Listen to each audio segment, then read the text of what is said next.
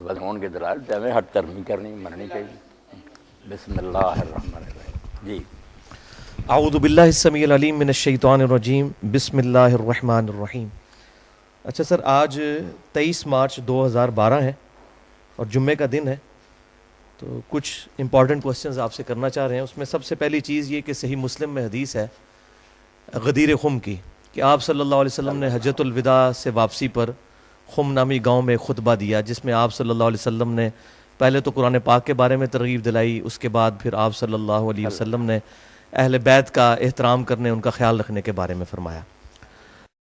تو اس حدیث کے کانٹیکسٹ میں ہمارے جو اہل تشیع بھائی ہیں ان کا یہ کانسیپٹ ہے کہ اس موقع پر نبی صلی اللہ علیہ وسلم نے سیدنا علی کو اپنا وصی بنایا تھا، جبکہ ہمیں صحیح بخاری اور مسلم میں یہ حدیث ملتی ہے کہ آپ صلی اللہ علیہ وسلم کے بارے میں جب عبداللہ رضی اللہ تعالیٰ عنہ سے سیدنا طلحہ نے پوچھا کہ کیا رسول اللہ صلی اللہ علیہ وسلم نے اپنا وصی کسی کو بنایا تھا، انہوں نے کیٹاگوریکل ڈینائی کیا کہ نہیں، البتہ آپ نے ہمیں کتاب اللہ پر عمل کرتے رہنے کی وصیت فرمائی تھی. تو وصی کے اعتبار سے آپ کا کیا کنسپٹ ہے؟ آپ نے ایک تو حدیث سکران جی ہاں بیان کر دی، ایک یہ پھر وصیت کی بات کر دی. حدیث سکران مختصر میں اس کے بارے میں عرض کروں. بعض لوگوں میں یہ بھی ہے، انہوں نے روایتوں میں درج کر دیا کہ یہ حجۃ الوداع کے موقع پر بھی آپ نے یہ بات کہی، مگر وہ نہیں درست بات. ہاں، یہ صحیح صرف یہ کہ غدیر قوم کے موقع پر ہی آپ نے یہ بیان فرمایا. اور اس سے ہمارے جو شیعہ دوست استدلال کرتے ہیں، اس پر میں نے ان سے کئی بات کہا کہ اگر موقع ہے اس بات کا کہ اہل بیت سے بھی تمسک کرو یا یہ خلافت کا معاملہ، تو یہ میدان عرفات میں آپ کرتے، جہاں سارا عرب جمع تھا وہاں بیان کرتے. اب وہ سارے لوگ کوئی یمن کو چلے گئے، کوئی عراق کدھر چلے گئے، ادھر تو شام والے یا مدینہ والے ہی آئے، ان کے سامنے آپ نے یہ خطبہ دیا. وہ موقع آپ نے کیوں مس کر دیا جب ساری امت وہاں جمع تھی؟ وہ وہاں یہ ہدایت فرماتی. وہاں جو صحیح حدیث وہ آپ دیکھتے ہیں صحیح مسلم میں ابو داؤد میں آپ نے صرف کتاب اللہ کا کہا کہ میں تم میں ایک چیز چھوڑتا ہوں، جس سے ہاں صرف جو ہے نا سنت وغیرہ کا وہ بھی حاکم وغیرہ کی روایتیں بس سارے ہی دیتے ہیں نا، کوئی نہیں. اصل بات جو تھی میں نے کہ تم میں کتاب اللہ چھوڑ رہا ہوں، اس کو پکڑ کر رکھو گے تو گمراہ نہ ہو. یہ جو خطبہ غدیر کا، اس میں بھی جو ہے نا تمسک کی بات کی، ہدایت لو اور نور ہے، وہ سارا قرآن کے بارے میں، اہل بیت کے بارے میں آپ کی بات ٹھیک ہے، آپ نے صرف نا حسن سلوک کی بات کی. اللہ تعالیٰ نے آپ پر منکشف کر دیا تھا کہ بعد میں لوگ ظلم کریں گے، اذکرکم اللہ فی اہل بیت، یہ بات کہی کہ میں تمہیں اللہ کا خوف دلاتا ہوں، میرے اہل بیت کے بارے میں غلط طرف سے اختیار نہ کرنا. ہدایت کی بات جو نا جہاں آتا نا بعض رہتا یہ تمسک کرو گے، وہ بھی نہیں صحیح ثابت ہوئی. نہیں، بات جو نا ٹھیک کرنی چاہیے. ہاں، کتاب جو ہے نا ہدایت کے لیے وہ اللہ کی کتاب ہے بات. باقی جو ہے نا کہ ان کے ساتھ کرنا، نیک سلوک کرنا. پھر ساتھ اس کے جو آتا کہ حضرت زید نے جب یہ بات بیان کیا، لوگوں نے پوچھا اہل بیت کون ہے، تو انہوں نے جب کہا عباس. اب جو شیعہ حضرات کا کہنا اس میں تو پھر 12 امام جو آل علی تھے ان کا وغیرہ یا امامت کی بات ہوتی. یہ تو کہا کہ یہ سارے اس میں داخل ہے جو آپ نے سکران میں کہا کہ میری اطرت آل جعفر بھی ہے، آل عقیل بھی ہے. تو یہ خلافت وغیرہ سے یا یہ دین کے لیے تمسک کی بات نہیں، یہ صرف آنے والے واقعات کے بارے میں نا امت کو ذرا ہدایت. وہ جیسے علامہ مناوی لکھتے ہیں کہ امت نے اس کے بالکل برعکس کیا، جو آپ نے تاکید کی نا اس کے الٹ کیا کہ کچھ شہید کر دیے گئے، کچھ قیدی بنا لیے گئے، کسی کو در بدر پھرایا گیا. ظلم تو محمد علی بھائی بہت کیا نا، آپ کی اس وصیت پر عمل نہ کیا تو ذکرکم اللہ بعد ظلم جو کر سکتے تھے نا وہ کیا. اور وہ ظلم ہی آج تک نا امت کو پھر ایک نہیں ہونے دیتا، کیونکہ جن لوگوں کے دل زخمی ہیں کہ یا رسول اللہ کی اولاد کے ساتھ ان کلمہ گو نے کیا، بات ان کی بھی ٹھیک ہے. یہ دوسرے مسلمان ان کا لحاظ نہیں کرتے کہ ان کی کوئی ذاتی دشمنی نہیں کسی سے، وہ بیچارے غمزدہ ہیں کہ حضور کے بعد یار اس طرح کیوں سلوک کیا گیا، کوئی زہر سے مار دیا گیا، کسی کا سر قلم کر کے علاقوں میں گوایا گیا. اب یہ بات تو دل سود ہی ہے. ہم ہزار پردہ ڈالیں، دل تو جلتا ہے کہ کلمہ گو کا یہ کام نہیں تھا. اور میں یہاں صرف ماہر القادری کا ایک شعر جناب نقل کر دوں گا. ان کے ہاتھوں سے لٹی باغ رسالت کی بہار، جو نمازوں میں صدا پڑھتے رہے صلی اللہ. کافر مارتے نا جتنا دکھ نہ ہوتا، کلمہ پڑھ رہے اور پھر ایک آدمی جنت کے جوانوں کا سردار ہے تمہارے سامنے حدیث بیان کر رہا اور کہتا تمہارے اندر ابو سعید خدری جابر موجود، پوچھ لو حضور نے یہ میرے بارے میں فرمایا نہیں کس نے آپ مجھے قتل کر دیا، مگر کوئی کسی نے نا رائے برابر اثر نہیں لیا۔ اس لیے وہ اہل بیت کے بارے میں تو صرف اتنا تھا کہ ان سے حسن سلوک کرنا، کتاب اللہ صرف ہدایت کے لیے تھی۔ ٹھیک ہے۔ ہاں۔ اچھا شیخ صاحب، اس میں بات یہ ہے کہ اگر کتاب اللہ ہے الحمدللہ وسیع نبی صلی اللہ علیہ وسلم کی، تو یہ ہم جو مصحف کے بارے میں صحیح بخاری میں حدیث ملتی ہے کہ سیدنا ابوبکر صدیق کے دور میں جمع کیا گیا، پھر سیدنا عثمان غنی کے دور میں مصحف عثمانی سامنے آیا، اگر یہ اتنی امپورٹنٹ چیز تھی تو آپ صلی اللہ علیہ وسلم نے دو گتوں کے درمیان اپنی مبارک زندگی میں اس کو کیوں نہیں جمع کیا؟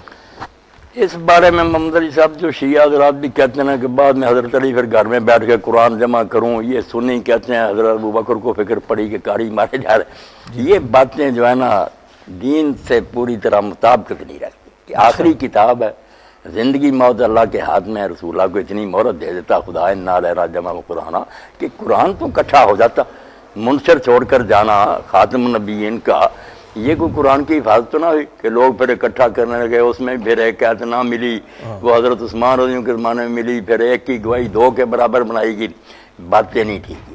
میں تو صاف کہتا ہوں بے شک بخاری ہے مسلم ہے، یہ باتیں بالکل غلط ہیں۔ عبید بن سباق ایک ہی راوی گمنام جس کا کوئی پتہ نہیں، کوئی اس کے تفصیلی اراض نہیں، وہ کہتا ہے اس طرح جمع کی تاریخ شروع ہوئی، جمع حضور کے زمانے میں ہو گیا، لوگوں نے حفظ بھی کر لیا، لکھ بھی لیا جو لکھے پڑے لوگ تھے، اور جو آپ نے اپنے گورنروں کو لکھا کہ لوگوں کو ہدایت کرو قرآن کو کوئی نہ چھوئے سوائے طاہر کے۔ اس لیے ابن حزم کی بات ٹھیک ہے کہ لاکھوں قرآن اس وقت پوری دنیا میں پھیلے ہوئے تھے، کوئی ایسی بات نہیں تھی وہ قرآن جو صحیح بخاری میں حدیث ملتی ہے کہ سیدنا جبرائیل کے ساتھ نبی صلی اللہ علیہ وسلم دورہ بھی قرآن کا کرتے تھے، تو وہ اس پہ موقف وہ یہ کہتے ہیں کہ جی یہ ساری چیزیں زبانی چل رہی تھی، جنگ یمامہ کے موقع پر وہ شہید ہوئے تو پھر نہیں روایت محمد علی صاحب آتا ہے کہ لکھوا بھی آپ دیتے، ٹھیک، وہ کہتے ہیں ایک جگہ کتاب مؤلف نہیں تھی مگر جو ہے نا کہ کاغذ کے پرزوں پر، اس طرح کھجور کے پتوں پر، ٹھیکروں وغیرہ پر لکھنا تو مانتے ہیں کہ کوئی شے ایسی نہیں تھی جو آپ لکھواتے نہیں تھے، ساتھ ہی بلا لیتے تھے۔ اب قرآن کے حوالے سے جو یہ اختلاف پھر اہل سنت میں بھی آیا، اہل تشیع میں بھی، 7 قراتوں والا، 7 قراتوں کی بات، اور ایک جو حضرت ابن مسعود کے ذمہ لگاتے ہیں نا کہ وہ مانتے نہیں تھے مفضلتین کوئی افاظت، یہ باتیں بھی دین کی جڑ کاٹنے والی، کہ وہ آدمی جس نے 70 صورتیں حضور سے سبقن پڑھی تفسیر کے ساتھ، وہی نہیں جانتا، اور جو کہتا ہے اگر میں جانتا مجھ سے زیادہ کوئی قرآن کا عالم ہے تو میں اونٹوں کے جگر جلا کر بھی اس تک پہنچتا، وہی صحیح بخاری میں بھی ہے کہ 4 بندوں سے قرآن سیکھو، وہی نبوی اور ابن حزم کی بات ٹھیک ہے کہ یہ سب باطل باتیں، ان کے سے جو قرات متواتر آ رہی ہے اس میں یہ مبتدعین بھی ہیں، فاتحہ بھی ہے، تو شیعہ سنی سارے میرے بھائی نا قرآن کے بارے میں شک ڈال رہے، جو روایتیں ان کو دیوار پر مار، اچھا قرآن ہی مشکوک ہوگا تو بات کی رہی۔ آپ نے جب اعلان کیا کہ میں تم میں ایک چیز چھوڑ کر جا رہا ہوں ہدایت کے لیے، کتاب اللہ تو ٹھیک ہے، اچھا، کتاب اللہ اس میں بالکل میں نے آپ کے بارے میں سنا ہے کہ آپ رجم کی سزا کے قائل ہیں۔ قائل۔ اچھا، اب مسئلہ یہ ہے کہ صحیح بخاری میں جو رجم کے بارے میں سیدنا عمر کا خطبہ موجود ہے کہ یہ آیات پہلے قرآن میں نازل ہوئی، ہم پڑھتے تھے، اور پھر بعد میں جو ہے وہ آپ کو پتہ ہے ڈیٹیل خطبہ نہیں، اس میں جو لوگ کہہ دیتے ہیں کہ انہوں نے کہا قرآن میں تھی، قرآن نہیں لفظ میں، انہوں نے کہا کتاب اللہ میں یہ بھی بات تھی۔ چلیں کتاب اللہ، کتاب اللہ دیکھتے ہیں نا آپ کو کتب علیکم الکتاب کبھی یاد آتا کتاب اللہ علیکم، وہاں شریعت مراد ہے کہ جو شریعت تھی نا، بے شک قرآن میں یا سنت میں شریعت میں یہ حکم اترا تھا کہ انسان اس کو سنگار کرو، تو اس کو یاد کرنا پڑھنا۔ اب جو آیت بتاتے ہیں نا وہ محمد علی صاحب نہیں، وہ آیت تو قرآن کا اسلوب میں نہیں بیٹھتی، اسلوب میں نہیں لینگویج ہی عجیب و غریب پھر نہیں، خلاف ہے نا مسلک کی، مسلک تو کہ شادی شدہ جو ہے نا اس کو سنسار اس کو بھی ایکسپلین نہیں کرتا، مگر وہ شادی شدہ نہیں، وہاں بوڑھے کی بات ہے، الشیخ و بشیخہ، تو اب کہتے نہیں بوڑھے سے مراد شادی شدہ، یہ کس لغت میں بھائی؟ الشیخ و بشیخہ تو یہ ہے کہ بوڑھا، بے شک شادی شدہ ہو یا ساری عمر کمارا رہا، اس نے عبارت بوڑھے کی ہے، مسئلہ ہے شادی شدہ کا، تو نہ وہ مضمون اس کا صحیح ہے نہ کوئی۔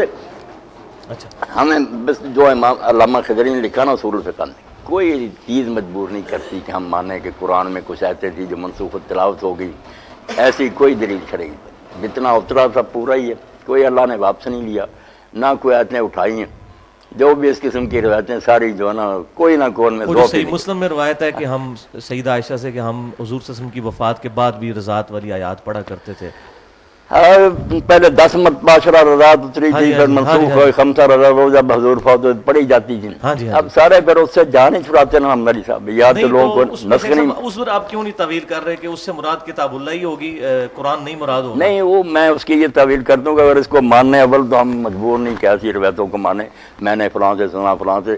یہ بے شک کتنے معتبر ہم کہتے ہیں سکہ. پہلے تو سکات میں بھی آپ جانتے ہیں کہ ہر راوی کے بارے میں سوائے شادر وادر کے سب میں اختلاف. کوئی کہتا سکہ، دوسرا کہتا دجال ہے. کون جانتا کہ ان میں کیسے کیسے لوگ ہیں.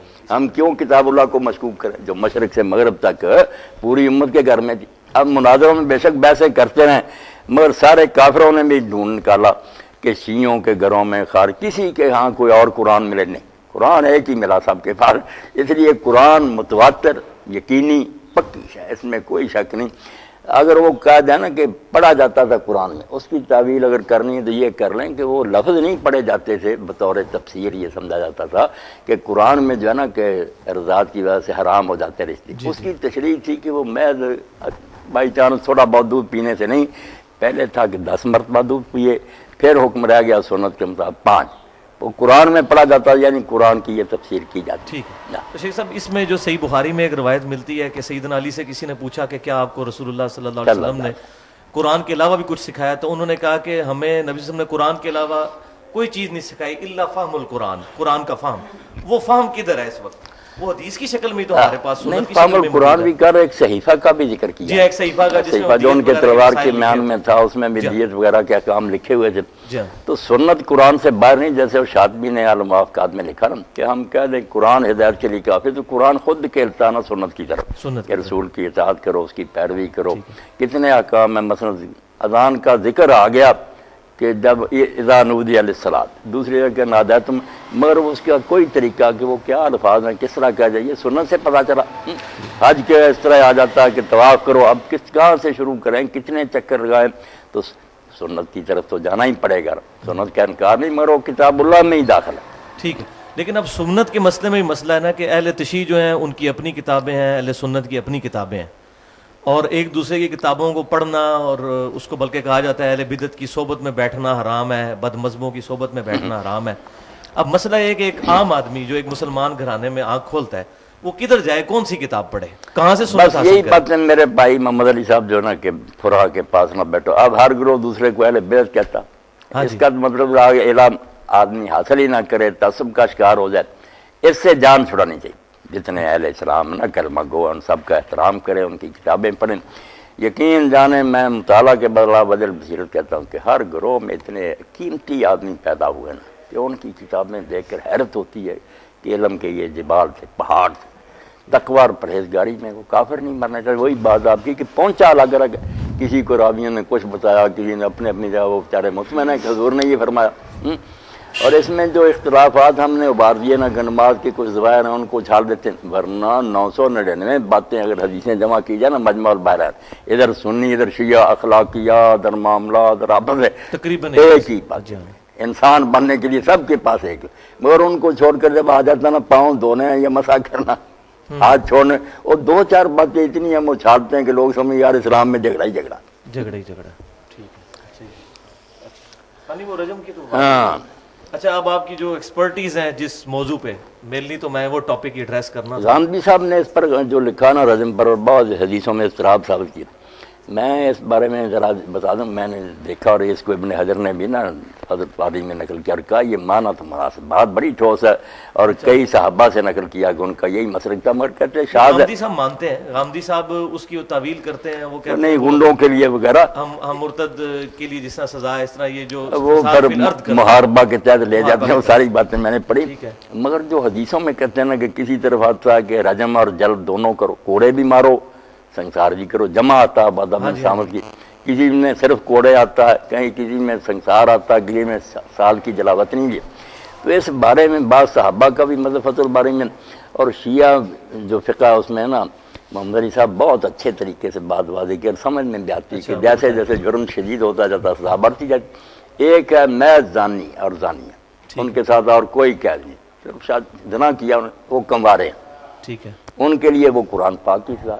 ایک ہے پھر اس کے ساتھ مل گیا زان المحسن کہ شادی شدہ ہے، اس میں شادی شدہ کا پھر ہے کہ اگر وہ رخصتی نہیں ہوئی تو شیعہ اتحاد میں یہ ہے فقہ میں کہ اس کو سزا جو نا 1 سال دلا وطنی اور کوڑے. پھر تقریب عام بھی بڑھ گیا کہ وہ بیوی کو لے آتا، اور اگر بیوی جو تھی نا وہ موجود تھی مگر وہ وطن سے دور تھی وغیرہ، پھر جو رجم بنا یہ پھر بھی سزا نافذ نہیں ہوگی، کیونکہ رجم جس بنا پر ہے نا کہ حلال کا موقع ہے اور پھر اس نے حد پھلانگی ہے، وہ بیوی پاس ہو اور کوئی رکاوٹ نہ، پھر وہ کرے نا، ورنہ شادی شدہ بھی ہوگا تو پھر رجم نہیں، وہ توڑے اور تقریب میں. سورۃ النساء میں ایک آیت ہے جس کو دلیل بنایا غامدی صاحب نے، حتیٰ یجعل اللہ لہن سبیلا، نہیں وہ ہم سے کونا فی البیوت، آدھی سزا دی جائے جو شادی شدہ سے اس کو آدھی سزا دی جائے اگر لونڈی جو ہے وہ نہیں یہ استدلال بھی پرانا خوارج کا، مگر یہ بات نہیں، کیونکہ وہاں جو شروع ہوتا ہے کہ اگر تم محسنات سے نکاح کی استطاعت نہیں رکھتے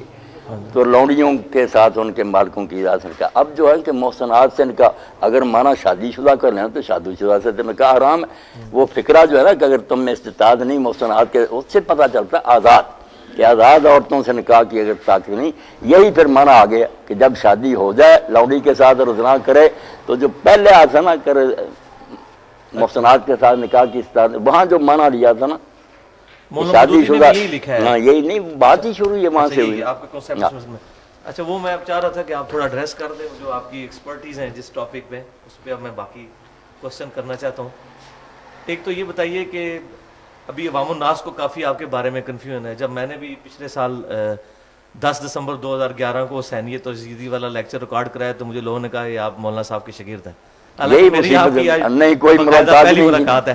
اچھا اب میں یہ چاہ رہا تھا کہ آپ کے جو عوام میں کنسیپٹ ہے وہ ذرا تھوڑا کلیئر کر کے آئے کہ آپ سیدنا معاویہ رضی اللہ تعالیٰ عنہ کو صحابی مانتے ہیں اور مسلمان مانتے ہیں، یہ ذرا کلیئر کر دیجیے. باقی ان کے اعمال ان کے ساتھ صرف یہ بات کلیئر کر دیجیے. محمد علی صاحب یہ باتیں جانا کیا کریں، اگر صاف کہتے ہیں پھر بھی لوگ خلاف ہوتے ہیں، نہیں کہتے پھر ہم اپنے ضمیر کے مجرم ہیں. اب صحابی کا ایک معنی دعا اس کے لحاظ سے تو آپ نے عبداللہ بن عبیر ان کے ساتھیوں کو بھی کہا، جب لوگوں نے کہا کہ انہیں اجازت قتل کریں تو آپ نے کہا تم چاہتے ہو کہ یہ پروپیگنڈا ہو جائے کہ محمد اپنے اصحاب کو قتل کر، یہ آپ نے پڑھا نا، آپ سے تو کوئی بات چھپی. اصحاب تو ان کو بھی کہا، لغت کے لحاظ سے تو صحابی تھے، ساتھ ہی تھے. مگر جب قرآن کہتا، حدیث کہتی ہیں کہ ان میں لوگ منافق بھی، منافقین کا وجود تو بالکل مسلمہ. اب ہم اپنی مرضی سے کہہ دیتے نا یہ منافق نہیں تھا، وہ منافق، اور منافق بھی صرف ہمارے پاس عبداللہ بن ابی رہ گیا، ورنہ جنگ احد میں جو 300 واپس آیا تھا، اور اس کے بعد یوں اسلام پھیلتا گیا، زیادہ ہوتے گئے لوگ منافق، روب کی وجہ سے دب گئے. اور آخری سورہ میں بھی اللہ تعالیٰ فرماتا توبہ میں کہ مدینہ اور منافق ہیں، اللہ تعالیٰ اے نبی تو بھی نہیں جانتا، ہم جانتے. تو اس لیے ہم کس طریقہ سے فیصلہ کر سکتے ہیں کہ یہ آدمی جو ہے صحابی ہے آپ کے دور کا، بظاہر اس نے اسلام قبول کیا، مگر جیسے آتا کہ تم یہ کہو اسلام لائیں، یہ نہ کہو ایمان لائیں، ایمان نہیں تمہارے دلوں میں داخل ہے. یہ سارے فیصلے علامہ الغیوب کے کرنے کے اندر سے کون کیا تھا، جو کام کیے کسی نے، ہم کفر ایمان چھوڑے ان کا احترام بھی کریں، کیوں برا بلا کہیں، ہمیں کوئی حق نہیں، نہ کوئی فائدہ. ہی تلک امۃ قد خلت لها ما کسبت ولکم ما کسبتم. نہیں اس کو بھی محمد علی صاحب لوگ غلط استعمال کرتے ہیں نا، امام احمد کے ذمہ لگاتے ہیں، ابن کثیر بھی لکھتا ہے کہ ان باتوں میں نہیں پڑھا جو گزر گیا. یہ بات نیکوں کے بارے میں، یہ نہیں کہ برے لوگ جو ان کے برائی کا تذکرہ نہ کرو. یہاں ابراہیم، اسماعیل، اسحاق وغیرہ کے حوالے دے کے نا یہودی کہتے تھے کہ ہمیں ان کی نیکیاں کافی ہیں، ہم ان کی اولاد مقصال. دونوں جگہ یہ آتا ہے کہ وہ لوگ جو تھے نا انبیاء وہ گزر گئے، اسی لیے لہا ہی آیا، لکم لہا، علیہ نہیں آیا کہ جو گناہ انہوں نے کیے ہیں وہ ان پر نہیں، گناہ کی بات نہیں کی کہ جو نیکیاں وہ کما گئے انہیں ملیں گی جو تم. فائدہ نہیں ہوگا ابراہیمی، ہاں بس یہ فائدہ کی بات. بروں کے واقعات تو قابیل سے اللہ نے شروع کیے ہیں، آپ خود قرآن پڑھ دیا بروں کے تذکرے سے. اگر یہ بات بری ہوتی کہ جو مر گیا چھوڑو تلکا امتن، کیوں اللہ یہ موقف غلط ہے. خیر غلط. اچھا لیکن اہل سنت نے متفقہ طور پر جو ہے وہ سیدنا معاویہ کو صحابی کے طور پہ ڈیل کیا ہے، ان کی احادیث بھی لی ہیں اپنی کتابوں میں. حدیثیں لی، حدیث کے بارے میں تو میں بھی کہتا ہوں کہ بصر ہو، معاویہ ہو، کوئی ہونا، ان سے جو جی چاہے ہمارے صادر ہوئے ہیں. مگر یہ علماء نے پورا استقصاء کیا، ڈھونڈا کہ کسی نے حدیث بھی وضع کی ہے، اس جرم سے اللہ نے بچا رکھا. شیعہ لوگ کہتے ہیں سمرا سے نہ اتنے پیسے دے کر معاویہ نے حدیث بنوائی، دکھائی آج تک نہیں کہ وہ کہاں ہے سمرا کی بنائی ہوئی. ابو ہریرہ کہتے ہیں گھر سے میں یار کوئی نمونہ دو نا، وہ بیچارے تو ان کے خلاف بولتے رہے. اس تو یہ بہتان نہ لگاؤ، غلطیاں ہوئی ہیں بسم اللہ، مگر حدیث نہیں کسی نے بتائی. اس لیے صحابہ تو کل موضوع اس حد تک بالکل جیسے شاہ ولی اللہ شاہ عبدالعزیز کے روایت حدیث میں سب معتبر.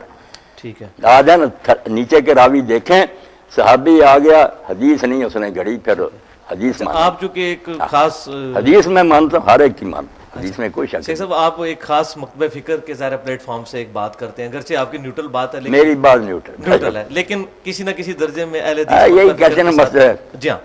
اب مسئلہ ہے کہ آپ امام ابن تیمیہ کو بھی کوٹ کرتے ہیں اپنے اس میں. بہت. اچھا, اب مسئلہ یہ ہے کہ امام ابن تیمیہ کو میں نے بھی اسٹڈی کیا ہے, ان کے مجھے بھی کئی نظریات میں ایسی خرابیاں نظر آئی ہیں, اور بعض اوقات آپ کو بھی اندازہ ہوا ہوگا, بعض اوقات جب وہ شیعہ کے رد میں لکھتے ہیں تو بعض اوقات ناسبیت کی بو آتی ہے ہم سے. سیدنا علی کے فضائل پہ وہ بعض اوقات صحیح حدیث کو ضعیف کرنے کی کوشش کرتے ہیں. تو آپ کا امام ابن تیمیہ کے بارے میں کیا کنسیپٹ ہے کہ وہ اہل سنت میں؟ یہ میرے پاس ایک کتاب جو آئی نا سعودیہ سے, وہ آپ کو بھی پھر مہیا کر دیں گے, اس کا فوٹو اسٹیٹ. لم یکن ابن تیمیہ ناسبیا, انہوں نے ان کی صفائی دیا کہ بالکل انہوں نے نا حضرت علی صاحب کو ان کا مقام صحیح دیا, خلیفہ راشد مانا, جو ان سے لڑے ان کو ناحق سمجھا. باقی وہ مناظرہ میں تو آپ دیکھتے نا ہوتا نا کبھی آدمی جذباتی ہو جاتا. میں نے بھی پڑھا انہوں نے مطلب ناسبیوں کا رد کیا. چلو ٹھیک ہے. اچھا اب یہ بتائیے کہ یہ جو صحیح بخاری آدمی بہت بڑے تھے, ہاں جی کوئی شک نہیں, صحیح بخاری اور مسلم کی متفق حدیث ہے کہ میرے صحابہ کو برا مت کہو, تم میں سے کوئی احد پہاڑ کے برابر بھی سونا خیرات کر دے تو 600 گرام مد ان کی اس کے آدھ کو بھی نہیں پہنچ سکتا. یہ حدیث جو ہے یہ امتیوں کے لیے کہ سیدنا معاویہ کے لیے بھی تھی کہ جن کے دور حکومت میں جمعے کے خطبوں میں سیدنا علی کو گالیاں نکالی جاتی رہی ہیں. تو یہ حدیث کیا ہم سب کے لیے کہ ہم ان کو برا نہ کہیں کہ صحابہ کرام علیہم رضوان کے لیے بھی ہے؟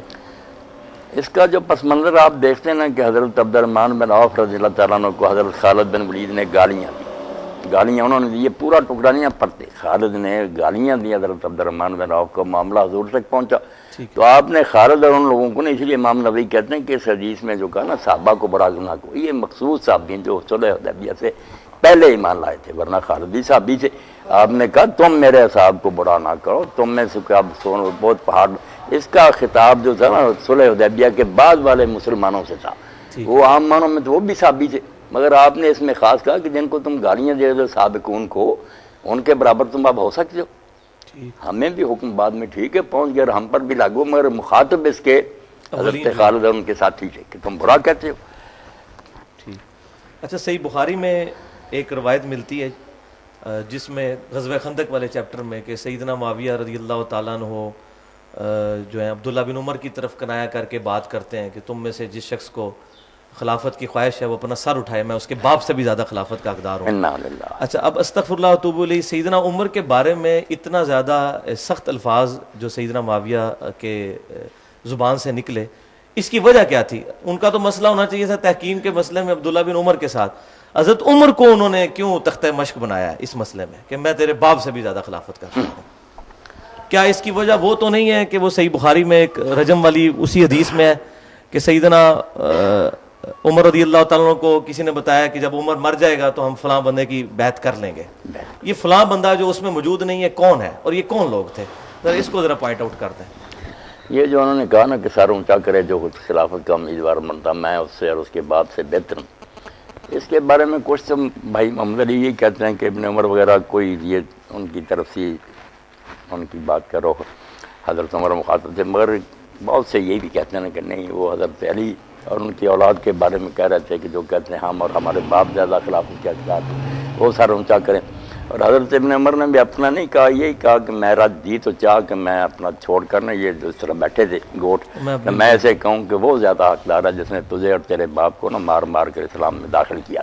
ہاں, باتیں تو انہوں نے بہت وہ بات یہی ہے کہ وہ جو عمر بن مسلمہ کہتے ہیں کہ ابن عمر آپ نے ادھر ہی ان کا جواب کیوں نہیں دیا؟ اس سے لگتا یہی ہے کہ بھئی وہ سیدنا ابن عمر کی ہی طرف اشارہ تھا. چلو ان کی طرف تب بھی برا ہے, حضرت علی کی طرف ہو تب بھی برا. ابو موسیٰ اشعری رضی اللہ تعالیٰ عنہ اور عمر بن عاص رضی اللہ تعالیٰ عنہ کے درمیان یہ طے پایا تھا کہ دونوں کو ہٹا کے تو ابن عمر کو خلیفہ بنا دیتے ہیں.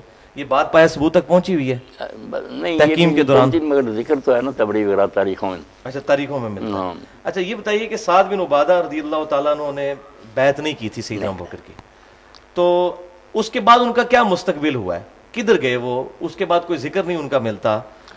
تو ذکر تو ملتا صحابہ کے حالات پر جو کتابیں نہ، پھر انہوں نے اپنا بال بچہ لیا اچھا۔ اور مدینہ سے چلے گئے، شام جا کر نہ آباد ہو گئے، ٹھیک، اور پھر انہوں نے حضرت عمر کی بیعت بھی نہیں کی۔ اب ان کی موت جو ہے نا وہ بھی نزاعی ہو گئی، کیونکہ وہ مردہ پائے گئے نا، صبح شام پیشاب وغیرہ کے لیے نکلے تو پھر وہ کسی نے انہیں ہلاک کر دیا، اور کنویں میں لاش ملی، وہ بھی سبز ہو گئی تھی، پھول گئی تھی۔ اب ہم اہل سنت تو کہتے ہیں کہ جنات نے انہیں قتل کیا، یہ اشعار بھی کچھ بیان کرتے ہیں کہ جنات جو تھے انہوں نے کہا ہم نے حضرت کے سردار کو تیر مارا، دل پر جو خطا نہیں کیا۔ شیعہ کہتے ہیں، انہوں نے لطیفہ ابن ابی الحزین نے لکھا نا کہ ایک شخص نے پوچھا ایک شیعہ عالم سے کہ علی نے اپنے حق کے لیے کیوں نہیں حضرت ابو بکر کے زمانہ میں حضرت عمر کے کوئی سوال اٹھایا؟ انہوں نے کہا یار وہ جنوں سے ڈر گئے۔ کیا کریں، تاریخ میں سب کچھ ہے۔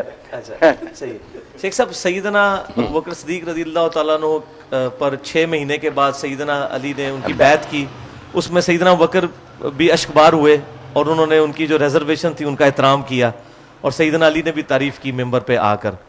اب یہ سارے معاملات جو ٹیکل ہوئے، تو اب اس کے بعد کیا سیدنا ابو بکر صدیق رضی اللہ تعالیٰ عنہ کی خلافت پہ ہم اجماع تصور نہیں کر سکتے جب سیدنا علی نے ہی بیعت کر لی؟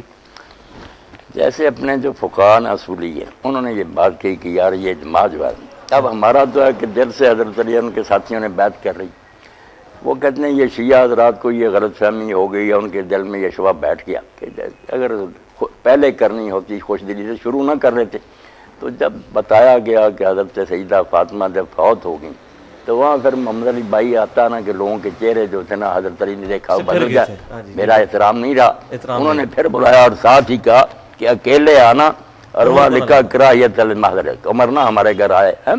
تو حضرت ابوبکر نے جب ذکر کیا انہوں نے کہا نہ تنا نہ جانا نقصان پہنچائیں گے، انہوں نے کہا نہیں حضور کے خاندان سے یہ توقع نہیں۔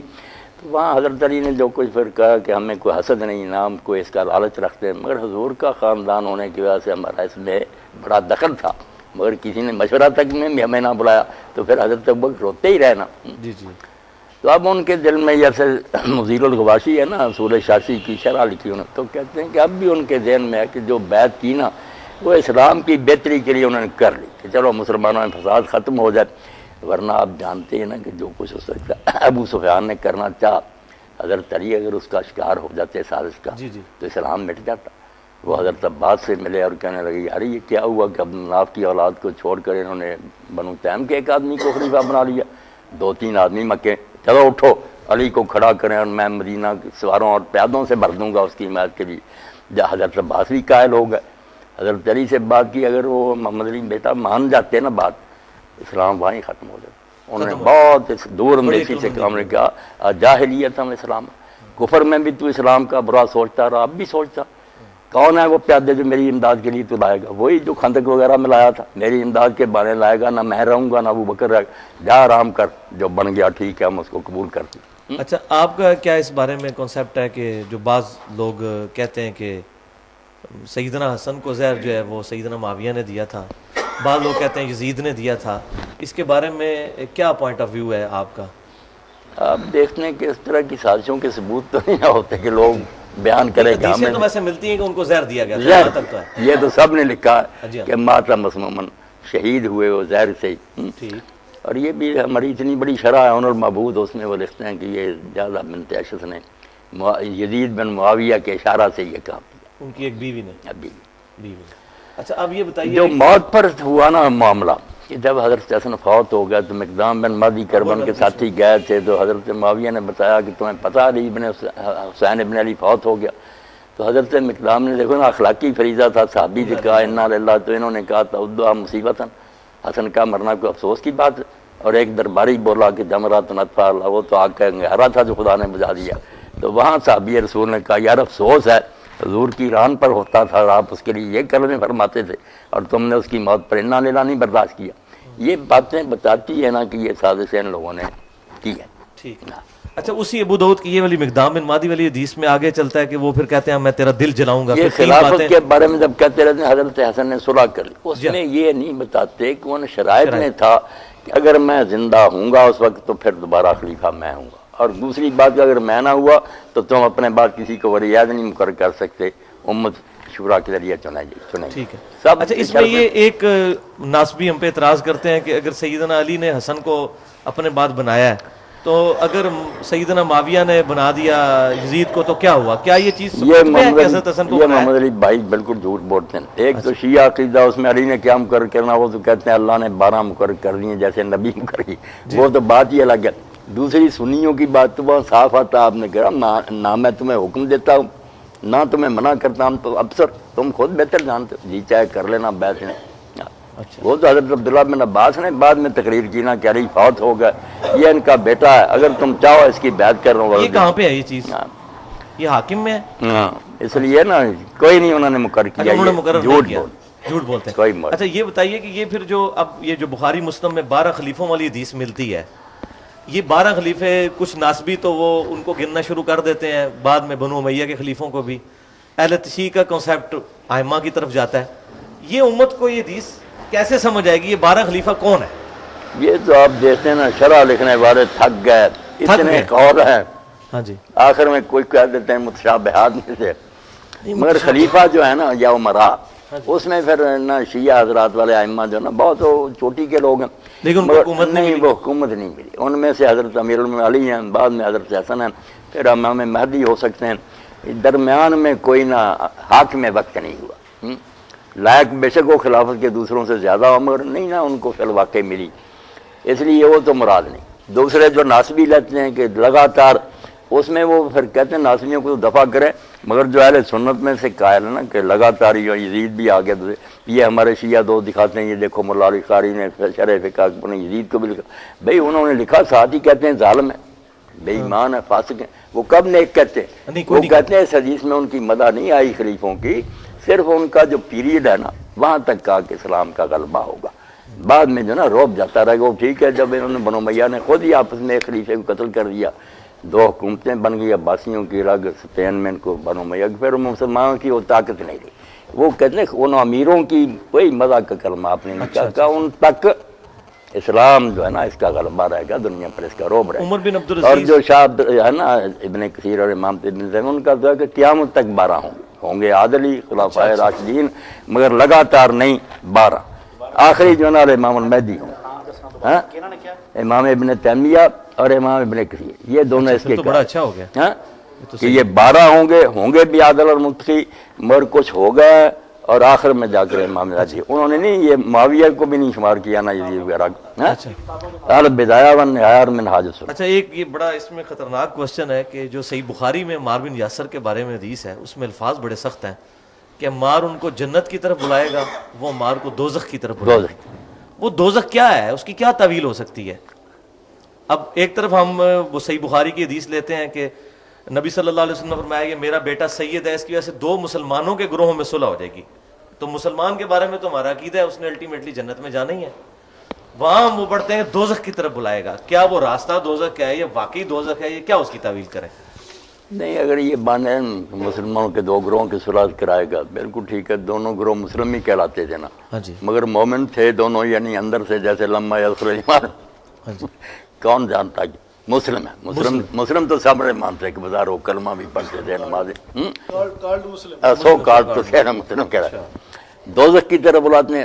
آج تازہ بھی کتاب آئی, کل ہی دیکھے گا مجھے, وہ ایک ڈاکٹر سے نا عرب کے, انہوں نے لکھی ہے حضرت علی علیہ السلام پر 1200 صفحے کی ہے, مگر وہ جان چھڑانے کے لیے ساری جنگوں میں کوشش کرتا, مگر حق غالب ہے. یہ مانتا ہے کہ جنگ میں بھی حق علی کے ساتھ تھا, صفین میں بھی. یہ حدیث بھی لکھی انہوں نے کہا جو تعویل امیر معاویہ نے کی کہ قاتل وہ جو ساتھ لایا, بالکل باطل ہے, قاتل یہی ہے اور وہی جھوٹے ہیں, اور ان پر یہ حدیث نہیں. وہ تو بلکہ ایک حدیث بڑی خطرناک مل گئی ہے مسند امام احمد میں, شعیب ارنوت نے بھی صحیح کہا ہے اس کو, کہ وہ عبداللہ بن عمر بن عاص کے بارے میں سیدنا معاویہ کہتے ہیں عمر بن عاص کو کہ اس پاگل بچے سے میری جان کیوں نہیں چھڑاتا, یہ میرے سر پہ ہی چڑھا رہتا ہے کہ مار قتل ہو گیا, تو ہمارے ساتھ کیا لے رہا ہے, پھر جا علی کے ساتھ جا کے شامل ہو.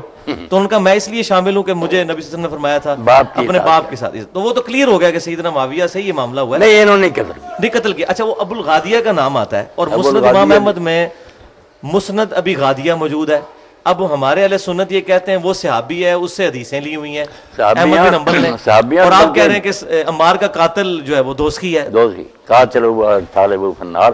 اچھا اور یہ ابن حزم وہ بھی لکھتا نا کہ ابو الغالیہ اصحاب بیت رضوان میں بھی تھا. رضوان میں ہاں مگر یہ کام اسی نے کیا قتل کا. نہیں لیکن وہ دوستی والی جو ہے کہ عمار کا دوستی والی کی جو اگر ہم کچھ بچانا چاہیں تو کوئی بات نہیں. بہت سے کام نا جن کے لیے آپ نے فرمایا کو کرمار کی طرف بلاتا ہے، جوا کھیلے وغیرہ دوزخ کی طرف دعوت دیتا، تو کام دوزخیوں والے ہیں. باقی اس کے دوسرے اعمال کی وجہ سے یہ اللہ اپنی رحمت سے اگر معاف کر دے گنجائش کی اس کی کیا اہل سنت کئی میں کاموں پر آتا نا کہ یہ ٹھیک کام کفر کے ہے یا جاہلیت کے ہے. یہ بخاری مسلم میں تو ملتا ہے کہ 70,000 جو لوگ ہیں میری امت سے بغیر حساب و کتاب کے جنت میں جائیں گے.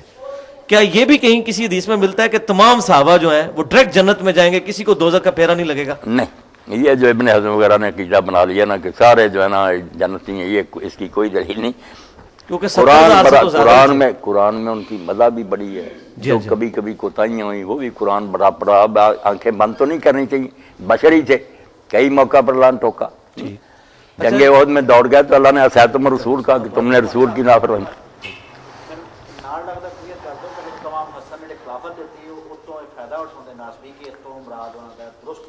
نہیں، یہ ملا علی قاری رحمۃ اللہ نے لکھا جو حضرت حسن کی صلح سے یہ نتیجہ نکالتے ہیں کہ اس کے بعد معاویہ جو تھے وہ خلیفہ ہو گئے. بالکل غلط ہے، وہ ملک ہی ہیں اور ملک بھی عزوز ہیں. وہ تو نبی نے خود فرمایا ہے کاٹ کھانے والی ملوکیت. اچھا یہ بتائیے واقعہ ہررا جو ہے صلح حسن میں جو یہ سمجھتے نا لوگوں کو اس طرح تاثر دیتے ہیں جیسے حضرت حسن پلیٹ میں رکھ کر خود لے گئے تھے کہ تم خلافت کے اہل ہو. بھائی پہاڑوں جیسے لشکر لے آیا، ابھی ان کی بیعت ہی ہوئے تھے، فوجیں لے کر آ گیا شام سے، لشکر آمنے سامنے کھڑے ہو گئے. ادھر انہوں نے دیکھا کہ باپ میرے کو اس نے بس کیا مکر و فریب سے، اب میں جنگ لڑوں گا جیت جاؤں پھر کیا. لوگ کہیں اچھا اس میں بخاری میں الفاظ ہیں کہ سیدنا حسن نے کہا کہ ہمارے گورنروں کو پیسوں کی عادت پڑ چکی ہے، تو آپ نے رقم لے کے صلح کی ہے. اس کو بعض ناسبی اس طرف لے جاتے ہیں کہ سیدنا حسن معاذ اللہ کوئی دنیا کے طالب تھے، وہ انہوں نے ٹانٹ کے طور پہ بات کی تھی کہ ان کو تم نے خرید لیا ہوا ہے پیسے دے کے، اس معنوں میں وہ ٹھیک. اچھا واقعہ ہررا کیوں ہوا تھا؟ واقعہ ہررا کی وجہ کیا تھی؟ اصل وجہ واقعہ ہررا کی وجہ یہی ہوئی کہ جب امام حسین علیہ السلام شہید ہو گئے تو اس کے بعد نفرت پھیل گئی نا لوگوں کے دل میں. پھر انہوں نے گورنر مدینہ کو یزید نے لکھا کہ جو امراء ہیں نا بڑے بڑے رؤساء، ان کا ایک وفد بھیجو، ان کو تحفے تحائف دیے، بہت ان کی مدد کی کہ ان کو اپنے ہاتھوں میں لیں.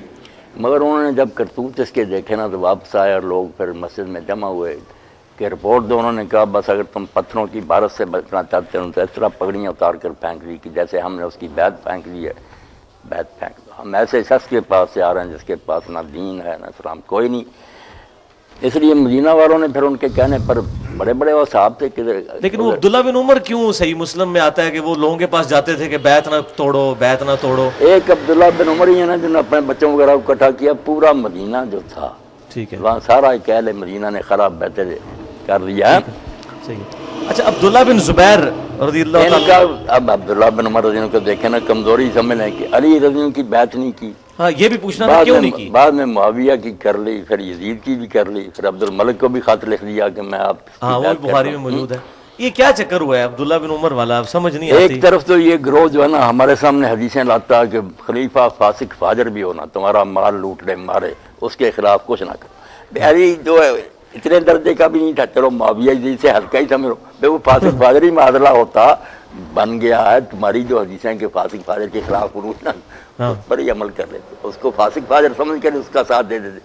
معادلہ کچھ نہیں کیا، کمزور کیا انہوں نے. اچھا اب یہ اسی میں میرا سوال ہے کہ یہ بڑی خطرناک چیز ہے کہ سیدنا حسین کا جو سٹانس ہمیں نظر آتا ہے رضی اللہ تعالیٰ عنہ وہ بالکل ڈیفرنٹ ہے، جبکہ بخاری مسلم میں اتنی حدیثیں ہیں کہ جب ایک بندے کے ہاتھ پہ بیعت ہو جاتی ہے اس کے خلاف نہ کھڑے ہو اور مظلومیت بھی اسی طریقے سے سہتے رہو.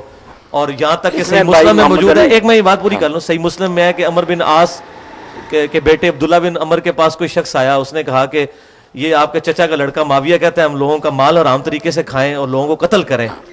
تو وہ سر کافی دیر تک جھکائی رکھا، پھر انہوں نے کہا کہ اچھے کاموں میں اس کی اطاعت کرو اور بروں میں الگ رہو. تو یہ مجھے بتائیں صحابہ کرام علیہم رضوان تو اس مسئلے میں یہ کرتے رہے، اب ہمیں کیا تکلیف ہے کہ 1400 سال بعد خلافت قائم کرنے کی کوشش کریں؟ انہوں نے کیوں نہیں کاٹ کھانے والی ملوکیت کے خلاف بات کی؟ ہم پہ کیوں یہ واجب کیا جا رہا ہے کہ ہم اپنی خلافت قائم کریں اور اس طرف جائیں؟ صحابہ کرام ہزاروں کی تعداد میں موجود تھے تزکیہ نفس والے، ان سے تو کام نہیں ہوا کہ وہ ہٹا سکیں یزید کو، اور وہ لوگ اس وقت اپنی جانیں بچانوں کے چکر میں جس میں بھی تھا مصلیحت کا شکار ہوئے، تو ہم سے کیوں ایکسپیکٹ کیا جاتا ہے کہ ہم جناب اپنی جانیں سولی پہ لٹکا دیں؟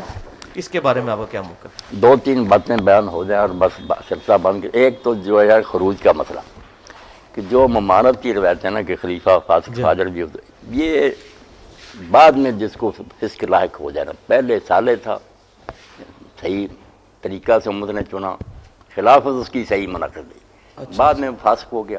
اس کے بارے میں یہی ہے کہ کوشش کرو اصلاح کی، حتی الامکان ناخون ریزی سے بچو. جس کا پہلے ہی فسق ہو نا، اس کے بارے میں تو علماء نے صاف لکھا کہ فاسق کی بیعت منعقد ہی نہیں ہوتی، سرے سے وہ خلیفہ ہی نہیں بنا.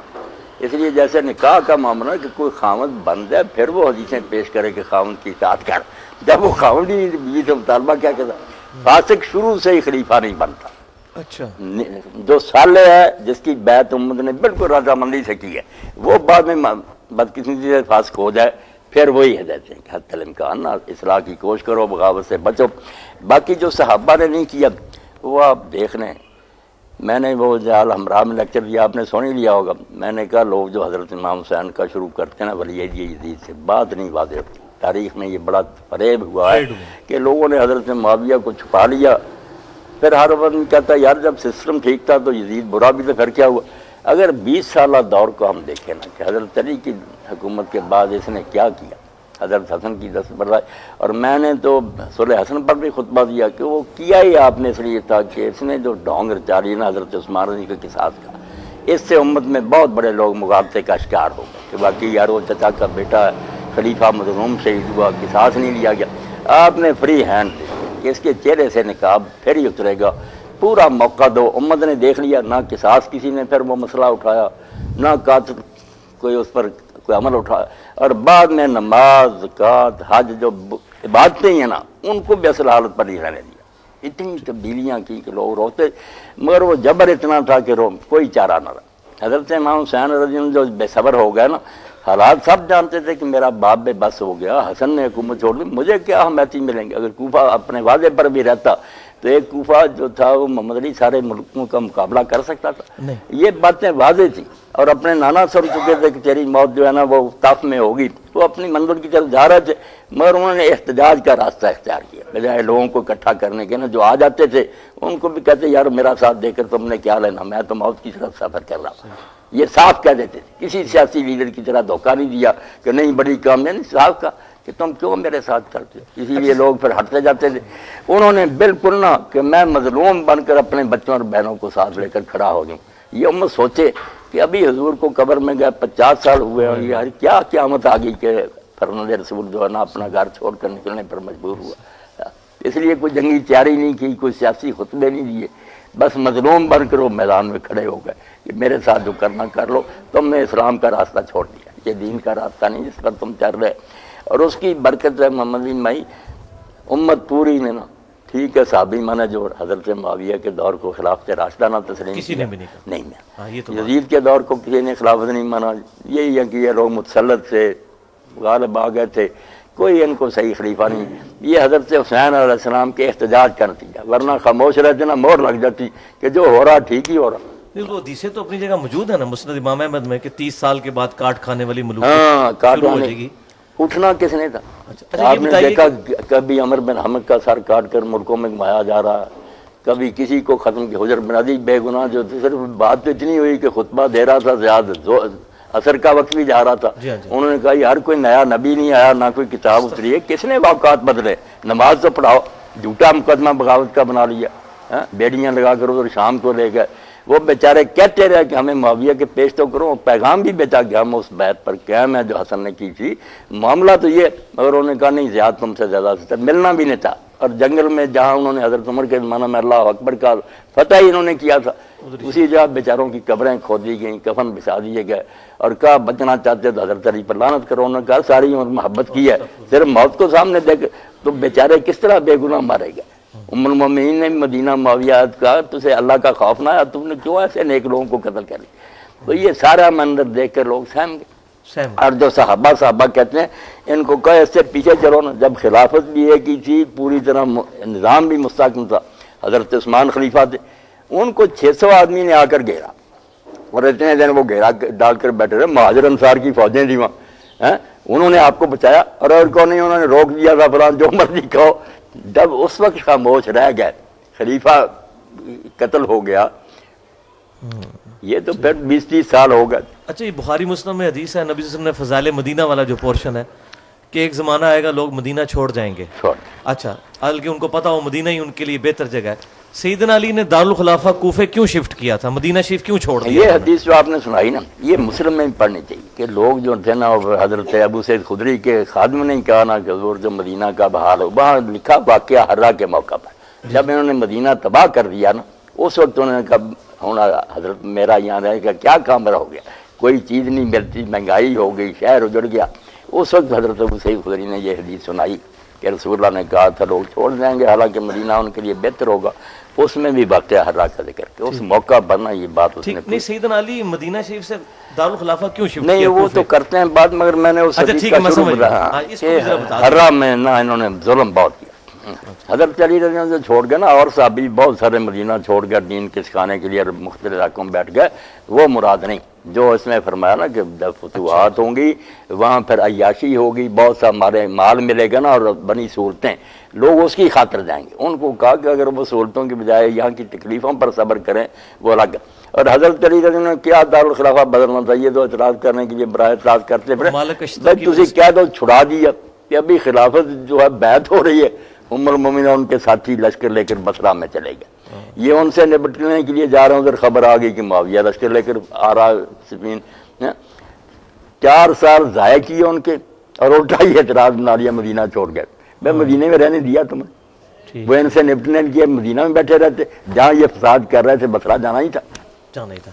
اچھا، یہ واقعہ حرہ کے بعد جو عبداللہ بن زبیر کے اوپر چڑھائی یہی مہینہ جو جمادی الاولیٰ آ رہا نا، اس کی 15 تاریخ تھی نا، جب جنگ جمل میں حضرت علی نے فتح پائی، اور پھر حضرت سے پھر بھی ان کے دیکھیں نا بلند حوصلگی کیا، ام المومنین کو ایک مکان میں ٹھہرایا، خود گئے اور کہا اب بھی میرے دل میں تیرا احترام ہوئی جو پہلے تو رسول کی وہ بھی کرتی تھی، مگر میرے خلاف جو تم نے کیا اس کا کوئی حق تو نہیں، پھر وہ بھی روتی تھی کہ مجھ سے غلط کام ہوا۔ عبداللہ بن زبیر پہ جو حملہ کیا گیا تھا واقعہ حرہ کے بعد، مکہ شریف پر بیت اللہ جلا دیا انہوں نے، بیت اللہ جلا۔ اچھا، عبداللہ بن زبیر کے بارے میں اہل سنت میں تو بڑی رسپیکٹ پائی جاتی ہے، صحابی ہیں سب کچھ، لیکن میں نے اہل شیعہ کی جو میتھولوجی ہے اس میں عبداللہ بن زبیر کو انہوں نے بڑی نٹوریس پرسنالٹی کے طور پہ پیش کیا ہے، ایک دنیا پرست قسم کا، اور پھر زبیری خلیفہ اور اموی خلیفہ اس طرح کمپیریزن کروایا ہے۔ یہ کیا وجہ عبداللہ بن زبیر سے کیوں چڑھا ہے اہل؟ میں نے وہاں اسلام آباد میں آپ موجود نہیں تھے، نے کہا تھا کہ یہ شیعہ اور سنی پہلے اگر کچھ کام کرنا پہلے بیٹھ کرنا کوئی ایسی اکیڈمیاں کہ اپنی حدیثوں اور تاریخوں کو چھانٹیں کہ اس میں صحیح کتنا مواد ہے، اس سے کچھ نتیجے نکالیں، کیونکہ ملاوٹ تو بہت ہوگی، لاکھوں کی تعداد۔ اب اس پر جو ہے نا صحیح تاریخ طبری آئی ہے، وہ 2 محققوں نے اس پر کام کیا، بڑا اچھا صحیح روایتیں صحیح بہت، یہ اس بچے نے مجھے لا کر پہلی 2 جلدیں دی، خلافت راشدہ اور اس کے بعد نا خلافت عمریہ تک کیا، سب پر کام ہے، صحیح طبری الگ کر دی، اس میں حضرت عبداللہ بن زبیر پر جو چیپٹر لکھا تھا بہت صفحے، یہ ساری تہمتیں جو ہے نا وہ بخیل تھے، یہ تھا، صحیح روایتوں پر انحصار کر کے انہوں نے ثابت کیا کہ نہیں وہ بہت پایا آدمی، پڑھنی چاہیے صحیح تاریخ طبری۔ شیخ صاحب، یہ مختار سقفی ہے، اس کے بارے میں جو صحیح مسلم میں حدیث ملتی ہے، نام تو اس کا نہیں ہے، نہیں کہ بنو ثقیف میں ایک کذاب ہوگا اور ایک مبیر ہوگا، ظالم ہوگا، تو اسماء بنت ابی بکر کہتی ہیں رضی اللہ تعالیٰ عنہ کہ ہم وہ تو دیکھ چکے، ہاں جی، تو وہ حجاج بن یوسف کو کہا کہ ظالم تو ہے۔ اب اس میں ہماری جتنی شروحات ہیں اس میں تو مختار سقفی کا نام ملتا ہے۔ اچھا، دوسری طرف مختار سقفی سے جو اللہ تعالیٰ نے اتنا بڑا کام لیا ہے، اچھا، تو اب اس میں یہ مختار سقفی کا نام کسی حدیث میں آیا ہے، یہ کہاں سے نکلا ہے؟ اور اگر مختار سقفی نہیں تو وہ قذاب کون تھا؟ وہ قذاب تو اللہ جانے، نام نہیں کوئی آیا۔ باقی دیکھنا جو بات آپ نے کہ کام بڑا کیا، یہ تو ابن کثیر جیسا آدمی جو جہاں تک ممکن ہوتا صفائی دینے کی کوشش کرتا بنو امیہ، مگر وہ بھی کہتا کہ مسلمانوں کے دل جو جلے ہوئے تھے نا اور سینے سڑ گئے تھے کہ حضور کے بچے کے ساتھ یہ سلوک اور دنیا آرام سے بیٹھی رہی، تو اس نے اس غیظ کو شفا بخشی، جب یہ اس نے قتل کیے نا مسلمانوں کے سینے ٹھنڈے ہوئے کہ الحمدللہ ان ظالموں میں سے زمین پر کچھ چلتا پھرتا نظر نہیں آتا۔ اور جب مصعب نے اس کا حصار تنگ کر دیا نا، رسد بھی روک دی، ساتھی جو تھے انہوں نے امان مانگ لی، تو مختار نے پھر دیکھنا آخر وقت آدمی کے مخلص ہونے کی دلیل ہوتی ہے نا، غلطی الگ بات ہے کہ اس نے غسل کیا میت والا, خوشبو لگائی, کفن پہنا. اس نے کہا مسلم میں نے اللہ سے جو دعا مانگی تھی نا کہ مجھے اتنا وقفہ دے دے کہ زمین پر قاتلان حسین میں سے چلتا پھرنا نظر نہ آئے. وہ کام ہو گیا. اب پوری دنیا میں کوئی بندہ جو گیا تھا اس جنگ میں زندہ نہیں, اس لیے مجھے جینے کی کوئی نہیں خواہش. جو کرتے ہو میرے ساتھ کر دو. ان کی بیویوں کو بعد میں مسلم نے تنگ کیا نا, تم بیان دو کہ وہ نبی کہلاتا تھا اور اس نے دعویٰ کیا تھا. ان بیچاریوں نے ان کو بہت ظلم کے ساتھ اس نے قتل کیا نا, مسلم نے ظلم کیا بڑا. انہوں نے کہا ہم کس طرح گواہی دیں, ہماری عمر اس کے گھر میں گزری. جو اس نے کہا تھا کہ میں حسین کا بدلہ لوں گا, اس میں کیا جھوٹ اس نے بولا, سچ کر دکھایا. اور ہم نے کبھی یہ بات اس سے نہیں سنی کہ میں نبی ہوں یا میرے پاس گواہی آتی ہے. یہ سب بہتان ہے, ہم اس کے خلاف یہ گواہی کیوں دیں؟ اچھا, عبداللہ بن سبا کا ذکر شیعہ کی کتابوں اور میں جیسے ملتا ہے. ابن حزم لکھتے ہیں نا کہ صحابہ کرام اس کے پیچھے جمع پڑھتے تھے, نماز پڑھتے تھے, اس کے بیت المال کو زکوٰۃ دیتے تھے, اس سے وظیفے قبول کرتے تھے. وہ تو جاج میں یوسف کے پیچھے بھی پڑھتے تھے. نہیں پڑھتے تھے. پھر وہ یہ کافر ہونا جو کہتے ہیں نہیں, بات نبی کی ہے نا, کہ اگر اس نے نبی ہونے کا دعویٰ کر دیا تھا اس لیول کا نہیں تھا, پھر اس لیول کا نہیں. پھر وہ اچھا, فاسق عبداللہ بن سبا کا ذکر اہل سنت کے ہاں تو بہت ملتا ہے. اہل تشیع کی کتابوں میں بھی, ابھی شیخ زبیر علی زئی صاحب نے بھی ایک روایت, وہ رجال کشی کتاب ہے, اس میں سے نقل کی ہے کہ امام جعفر کہتے ہیں رحمۃ اللہ علیہ کہ یہ ہماری طرف جھوٹی چیزیں منسوب کرتا ہے اور ہمارے ائمہ اہل بیت کا راستہ اس نے چھوڑ دیا ہے. تو عبداللہ بن سبا کے بارے میں مجھے پتہ چلا ہے کہ آپ کا شاید کانسیپٹ یہ ہے کہ آپ کوئی کہتے ہیں کہ اس طرح کی کوئی پرسنالٹی نہیں تھا. نہیں, ایسی بات نہیں. میں یہ کہتا ہوں سنی سنائی بات ہے, میں تحقیق کر رہا نہیں ہوں. ٹھیک ہے. کئی لوگوں نے تو کتابیں لکھی ہیں نا شیعوں میں, ہم سے بھی لکھی ہیں. تھا حسین بھی کہتا تھا کہ لوگوں نے گاڑ لی بات, مگر یہ بات جو نا شیعوں کی کتابوں میں تو ٹھیک ہے, واقعی ذکر یہ باتیں نا ہیں. مگر اہل سنت کی کتابوں میں جنہوں نے زور لگایا نا, صرف ایک روایت نکالی قدیم جس میں امام شافعی کہتے ہیں عبداللہ بن سبا کا ذکر کرتے ہیں, مگر اس میں بھی پھر وہ لوگ مانتے ہیں کہ مجالد یہ روایت کرتا نا, اس کو ضعیف راوی, اور کسی نے نہیں. اس سے پہلے کی کوئی روایت سنی ہو کہاں نہیں ملی, بعد میں لے. اور اسی لیے آپ دیکھتے ہیں نا حدیث کی کتابوں میں حضرت عثمان کے فتنہ کے بارے میں بہت کچھ لکھا, مگر عبداللہ بن سبا کا نام صحاح میں یا کہیں نہیں آتا. ادھر تو کہیں نہیں. اب جو محقق ہے نا یہ تاریخ تبری والے, انہوں نے بھی کہا کہ وجود تو ثابت ہے, اگر ہم کہنا ایسا آدمی نہیں تھا, یہ نہیں بات, کیونکہ بہت کتابوں میں ذکر ہے. مگر جو یہ ہے نا کہ اس نے اس ہنگامے کو برپا کیا اور سارا اس کا رول تھا, یہ غلط ہے, اس کا کوئی دخل نہیں. یہ تو مروان کا سارا فتنہ ان کا اپنا ہی ہے. اچھا شیخ صاحب, یہ ایک بڑی خطرناک روایت ہے صحیح مسلم میں, 7000 مجالد, یہ مجالد ہی اس روایت کا راوی جس میں آتا نا حضرت عمر نے ایک صحیفہ لے آئے اور حضور کے سامنے یہودیوں کا پڑھنا شروع کیا, آپ کا چہرہ انور متغیر ہو گیا. حضرت ابوبکر نے کہا عمر دیکھتے نہیں ہو, یہ مجالد کی وجہ سے یہ. اچھا نہیں. اچھا, صحیح مسلم میں ایک حدیث ملتی ہے کہ جب سیدنا عمار سے کسی نے پوچھا کہ آپ علی اور معاویہ والے مسئلے میں علی کے ساتھ کیوں ہیں, کیا رسول اللہ نے کوئی عہد لیا تھا؟ تو انہوں نے کہا نہیں, یہ میری اپنی رائے ہے, البتہ رسول اللہ صلی اللہ علیہ وسلم نے ہمیں بتایا تھا کہ میرے صحابہ میں 12 منافق ہیں. اچھا, اب یہ 12 منافق ہیں, وہ جنت میں داخل نہیں ہو سکتے جب تک اونٹ سوئی کے ناکے سے نہ گزرے. اور حذیفہ کا بھی ذکر کیا اس میں انہوں نے. اب یہ ہمارے اہل حدیث لوگ جو ہے نا, صفی الرحمن مبارک شرح لکھی ہے, اس نے حضرت عمار کے بارے میں کہا یار اس نے بہت برا کیا, بدگمانی کی, ان جنگوں پر اس بات کو چشمہ کر دیا کہ 12 منافق. وہ حضرت عمار پر ناراض ہوا صفی الرحمن, مگر انہوں نے تو کہا بھائی عہد تو نہیں ہمارے پاس, مگر یہ بتایا تھا کہ 12 منافق ہیں وہ جنت میں نہیں بائی نیم نہیں بائی نیم نہیں مینشن کیا. اچھا, آپ نے ایک لیکچر کے دوران کہا ہے کہ یہ جو خلافت راشدہ کے بعد جتنی فتوحات ہوئی ہیں یہ صرف دنیا پرستی تھی. ان خلافت راشدہ کو حق پہنچتا تھا وہ لوگوں کے کہ ہم نے یہ سسٹم بنایا ہے تو وہاں بھی اسلام کا نظام چاہتے ہیں. جو بعد میں خود لٹیرے بن گئے ان کو کوئی حق نہیں پہنچتا تھا کہ وہ فتوحات کرتے. تو دوسری طرف بخاری مسلم میں ملتا ہے کہ آپ صلی اللہ علیہ وسلم کو فرمایا گیا کہ زمین کے خزانوں کی چابیاں آپ کے ہاتھ میں دی گئیں, اور فرمایا مجھے وہ ساری سرزمین دکھائے گی جہاں تک میری امت پہنچے گی. حضور اس پہ خوش ہو رہے ہیں کہ ان فتوحات کے اوپر صلی اللہ علیہ وسلم. خوش تو ہونا یہ بات الگ ہے, جیسے آپ نے فرمایا نا کہ فاجر آدمی کے ذریعے اللہ تعالیٰ دین کی تائید کرا دے, وہ فاجری ہوتا ہے مگر دین کو فائدہ پہنچ جاتا ہے. ان کی فتوحات سے اگر اسلام پھیل گیا, مساجد قائم ہو گئی, دین کا تو فائدہ ہی ہوا, حضور کی تو خوشی کی بات. مگر ان لوگوں نے ان کو فتح کر کے اپنے محل بنائے, عیاشیاں کی, بیت المال میں خرد برد کی, نظام اسلامی قائم نہ کیا. اچھا, سنن طبرانی میں ایک روایت ہے اور المستدرک الحاکم میں بھی موجود ہے کہ ابو ایوب انصاری رضی اللہ تعالیٰ عنہ اور سیدنا معاویہ رضی اللہ تعالیٰ عنہ کے درمیان ایک مکالمہ ہوا تھا. تو اس میں کنکلوژن اس کی یہی ہوئی تھی کہ سیدنا معاویہ نے پھر ابو ایوب انصاری کو کہا کہ تمہیں پھر اس موقع پر نبی صلی اللہ علیہ وسلم نے کیا حکم دیا تھا انصار کے بارے میں، ظلم ہوں گے بعد میں، تو انہوں نے کہا نبی صلی اللہ علیہ وسلم نے ہمیں کہا تھا صبر کرنا، تو انہوں نے کہا پھر تم صبر ہی کرو. اس پہ مجھے ایک بندے نے کہا ہے کہ یہ نبی صلی اللہ علیہ وسلم کی توہین ہے کہ نبی صلی اللہ علیہ وسلم نے تو ان کو کہا تھا آپ نے صبر کرنا ہے، اور سیدنا معاویہ نے یہ جو کہا کہ تمہیں رسول اللہ نے کہا تھا صبر کرو تو پھر صبر ہی کرو. آپ کا اس بارے میں کیا موقف ہے کہ اس کو کسی درجے میں اس روایت کو رد ہی کرنا چاہیے. باقی یہ جو ہے اس نا کی صحت تو ٹھیک ہے ویسے نہیں، صحت جو ہے نا یہ تو بخاری شریف وغیرہ میں صاحب معاویہ کا قصہ چھوڑ کر نا کہ آپ نے کہا کہ انصار تم میرے بعد اپنے پر ترجیح پاؤ گے، لوگ تمہیں چھوڑ کرنا صبر کرنا. ابن حجر بھی کہتا کہ وہ معاویہ اور دوسرے زمانوں میں ایسا ہی ہوا کہ ان کی حق ترسی ہوئی. اور یہ قصہ جو ہے نا اس کی سند دیکھنا کمزور ہے. باقی اگر حضرت معاویہ نے یہ کہا تو پھر کہ اس کے بعد انہیں مسلمان کہلانے کا تو حق نہیں. اگر یہ روایت صحیح ہے حضور کی بات کا مذاق اڑایا. شیخ زبیر علی زئی صاحب تو روایت کو صحیح کہتے ہیں. نہیں صحیح کہتے ہیں تو پھر یہ حل کریں نا کہ جب سن کر کے حضور نے کہا صبر کرنا تو بجائے اس کے کہ کوئی متنبع ہوتے اور خوف خدا کرتے، ٹھٹھا کیا کہ جاؤ پھر صبر کرو. یہ کوئی نیک بات تو نہیں. کیوں بھائی انہوں نے حضور کی بات سنا، اس نے کہا جاؤ پھر صبر کرو. یہ جو حدیث ہے ان کے صحیح بخاری مسلم کی حدیث ہے کہ انصار پہ ترجیح دی جائے گی، تم صبر کرنا یہاں تک کہ حوض کوثر پہ مجھے ملو.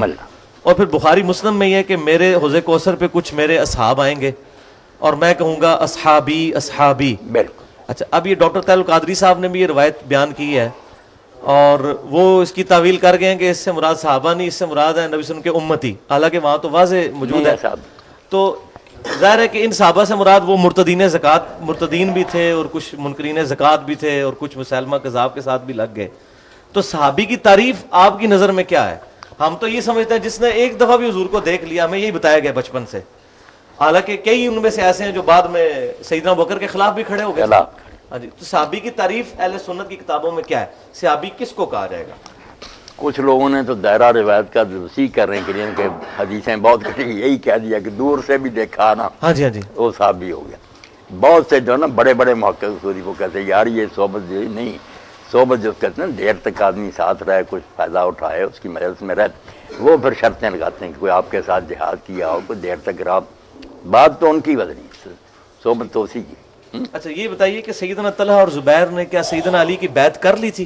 اب جب حیرت ہوتی ہے نا کہ یہ کہتے نہیں جو آپ کی زندگی میں اسلام لایا، بھائی جو آدمی اسلام لایا اور وہ آپ کی اونٹنی کی مہار پکڑ کر حجۃ الوداع میں کھڑا تھا اور اس پر حضور کی اونٹنی کا لعاب گر رہا تھا اور آپ کے خطبے کی آواز وہ پہنچاتا تھا، وہ حضرت عمر کے زمانے میں پھر مرتد ہو کر نصارہ کے پاس چلا گیا شام میں. اس لیے پھر علماء لکھتے ہیں کہ جو اس کو بھی اب صحابی میں درج کرتے ہیں انہیں یہ ارتداد کی اور بخاری مسلم ایک کاتب وحی کے بارے میں بھی وہی لاش ہی نہیں قبول کی اس کی زمین نے. اچھا یہ بتائیے سیدنا طلحہ اور زبیر نے کیا سیدنا علی کی بیعت کر لی تھی؟ بیعت کر. تو اگر بیعت کر لی تھی تو اچانک ان کا ذہن کیوں پھر گیا؟ کہتے ہیں کہ ان کے اوپر گردنوں پر تلواریں تھیں. ہاں جی. اگر ہم کہتے ہیں کہ یزید کی بیعت لوگوں نے ڈر کر یار صحابہ نے کی تو تم نہیں مانتے. ادھر طلحہ زبیر جو ہے اشرا مبشرہ وہ مانتے ہو کہ کہ میں نے تلوار کی وجہ سے انہیں کہا. طلحہ زبیر اگر ڈر کر کر سکتے ہیں تو پھر مان لو کہ بعد میں جنہوں نے یزید اور معاویہ کی بیچاروں نے ڈر کر کی. حالانکہ تلوار والی بات بالکل الگ ہے، انہوں نے اپنی خوشی سے بیعت کی تھی. حضرت علی کہتے رہے تھے کہ تم میں سے جو بننا چاہتا بن جائے، میں اسی طرح مانوں گا جس طرح پہلے، مگر انہوں نے کہا نہیں حالات ایسے ہیں آپ کے سوا کوئی نہیں سنبھال سکتا.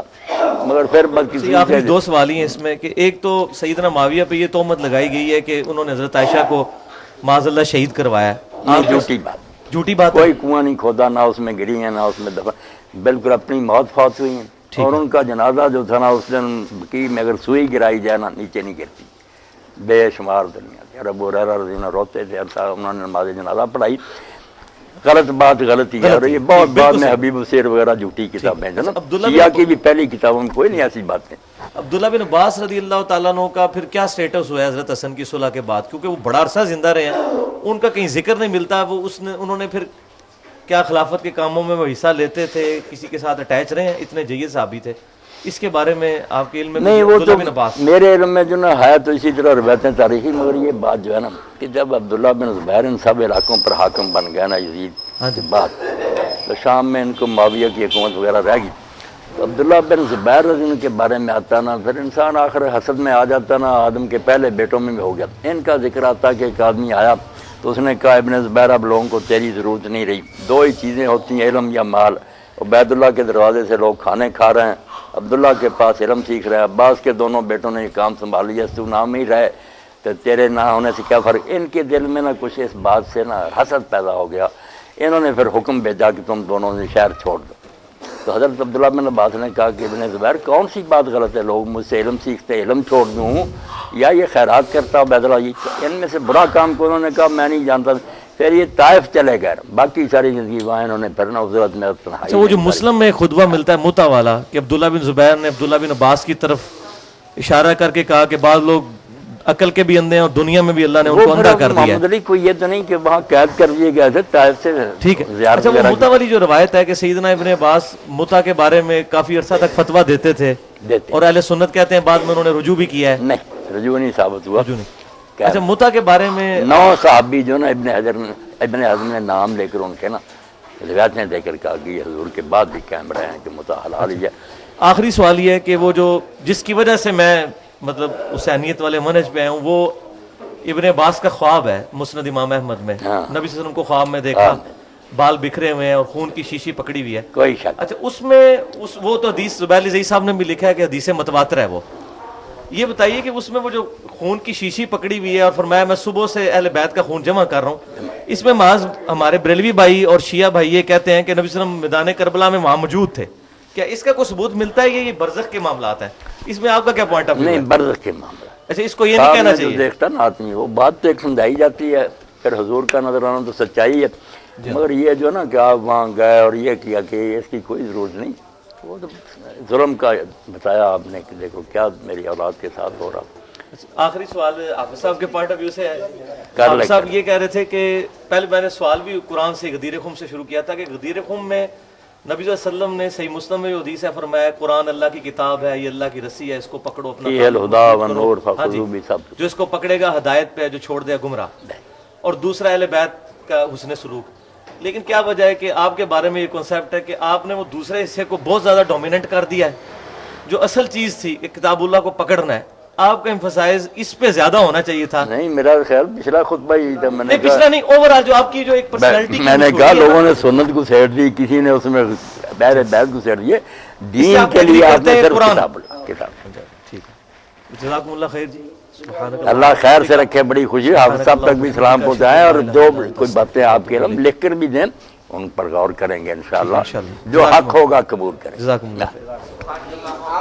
سبحانک اللہم و بحمدک اشہد ان لا الہ الا انت۔ بڑی خوشی اللہ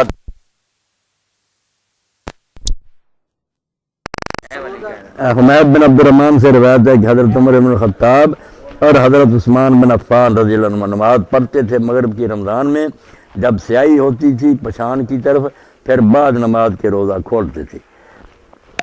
تھلے لکھا کیونکہ مغرب کی نماز جلدی پڑھتے تھے، اس وجہ سے روزہ کا وقت مکروہ نہ ہوتا تھا۔ ابن ابی شیبہ نے انس رضی اللہ عنہ سے روایت کیا کہ میں نے کبھی نہیں دیکھا رسول اللہ صلی اللہ علیہ وسلم کو نماز پڑھتے مغرب کی قبل افطار کے، اگرچہ ایک ہی گھونٹ پانی کا۔ پس پیروی رسول اللہ کی مقدم ہے حضرت عمر حضرت عثمان کی پیروی سے، اور شاید یہ فعل ان کا کسی عذر کے سبب سے۔ اے پائی امین چپ کرنا، یہ میرے پائی نے روایت بخاری موتا جی بھائی حضرت عمر اور حضرت عثمان رضی اللہ عنہ یہ مغرب کی نماز پڑھ لیں گے سی جدوں سورج ڈب جاتا سی رمضان تے روزہ نہیں سی کھول دی، روزہ نماز تو بعد کھول دے سی، اور یہ معاملہ رمضان شریف اے موتا جی روایت یہ بارے سے پوچھتے تھے مولانا عبدالبھائی انہوں نے جان چھڑائی کہ رسول اللہ کھول لیں گے سی، اس تو اصلی تو ہی طریقہ یہ کسی عذر تو ہوگا، مگر اصلی گل ہے بھی پاوے محتاج لکھی نا یہ روایت نہیں صحیح، کیونکہ جڑا حمید بن عبد الرحمان ہے نا یہ نے زمانہ نہیں پایا نہ حضرت عمر دا نہ حضرت عثمان، یہ وقت دا بندہ نہیں نا، انہیں دسیا نہیں سورس، انہوں یہ گل کنے سنائی جدوں کہ بعد پیدا ہوا، اس تو تمہیں حوالہ پھر کسی لکھا دیں گے، علماء نے پھر لکھ دا بے روایت جڑی نا منقطع ہے، یہ جی ٹوٹ جاندی نا تار تو پھر کرنٹ نہیں آتا، یہ جا سلسلہ خراب ہے۔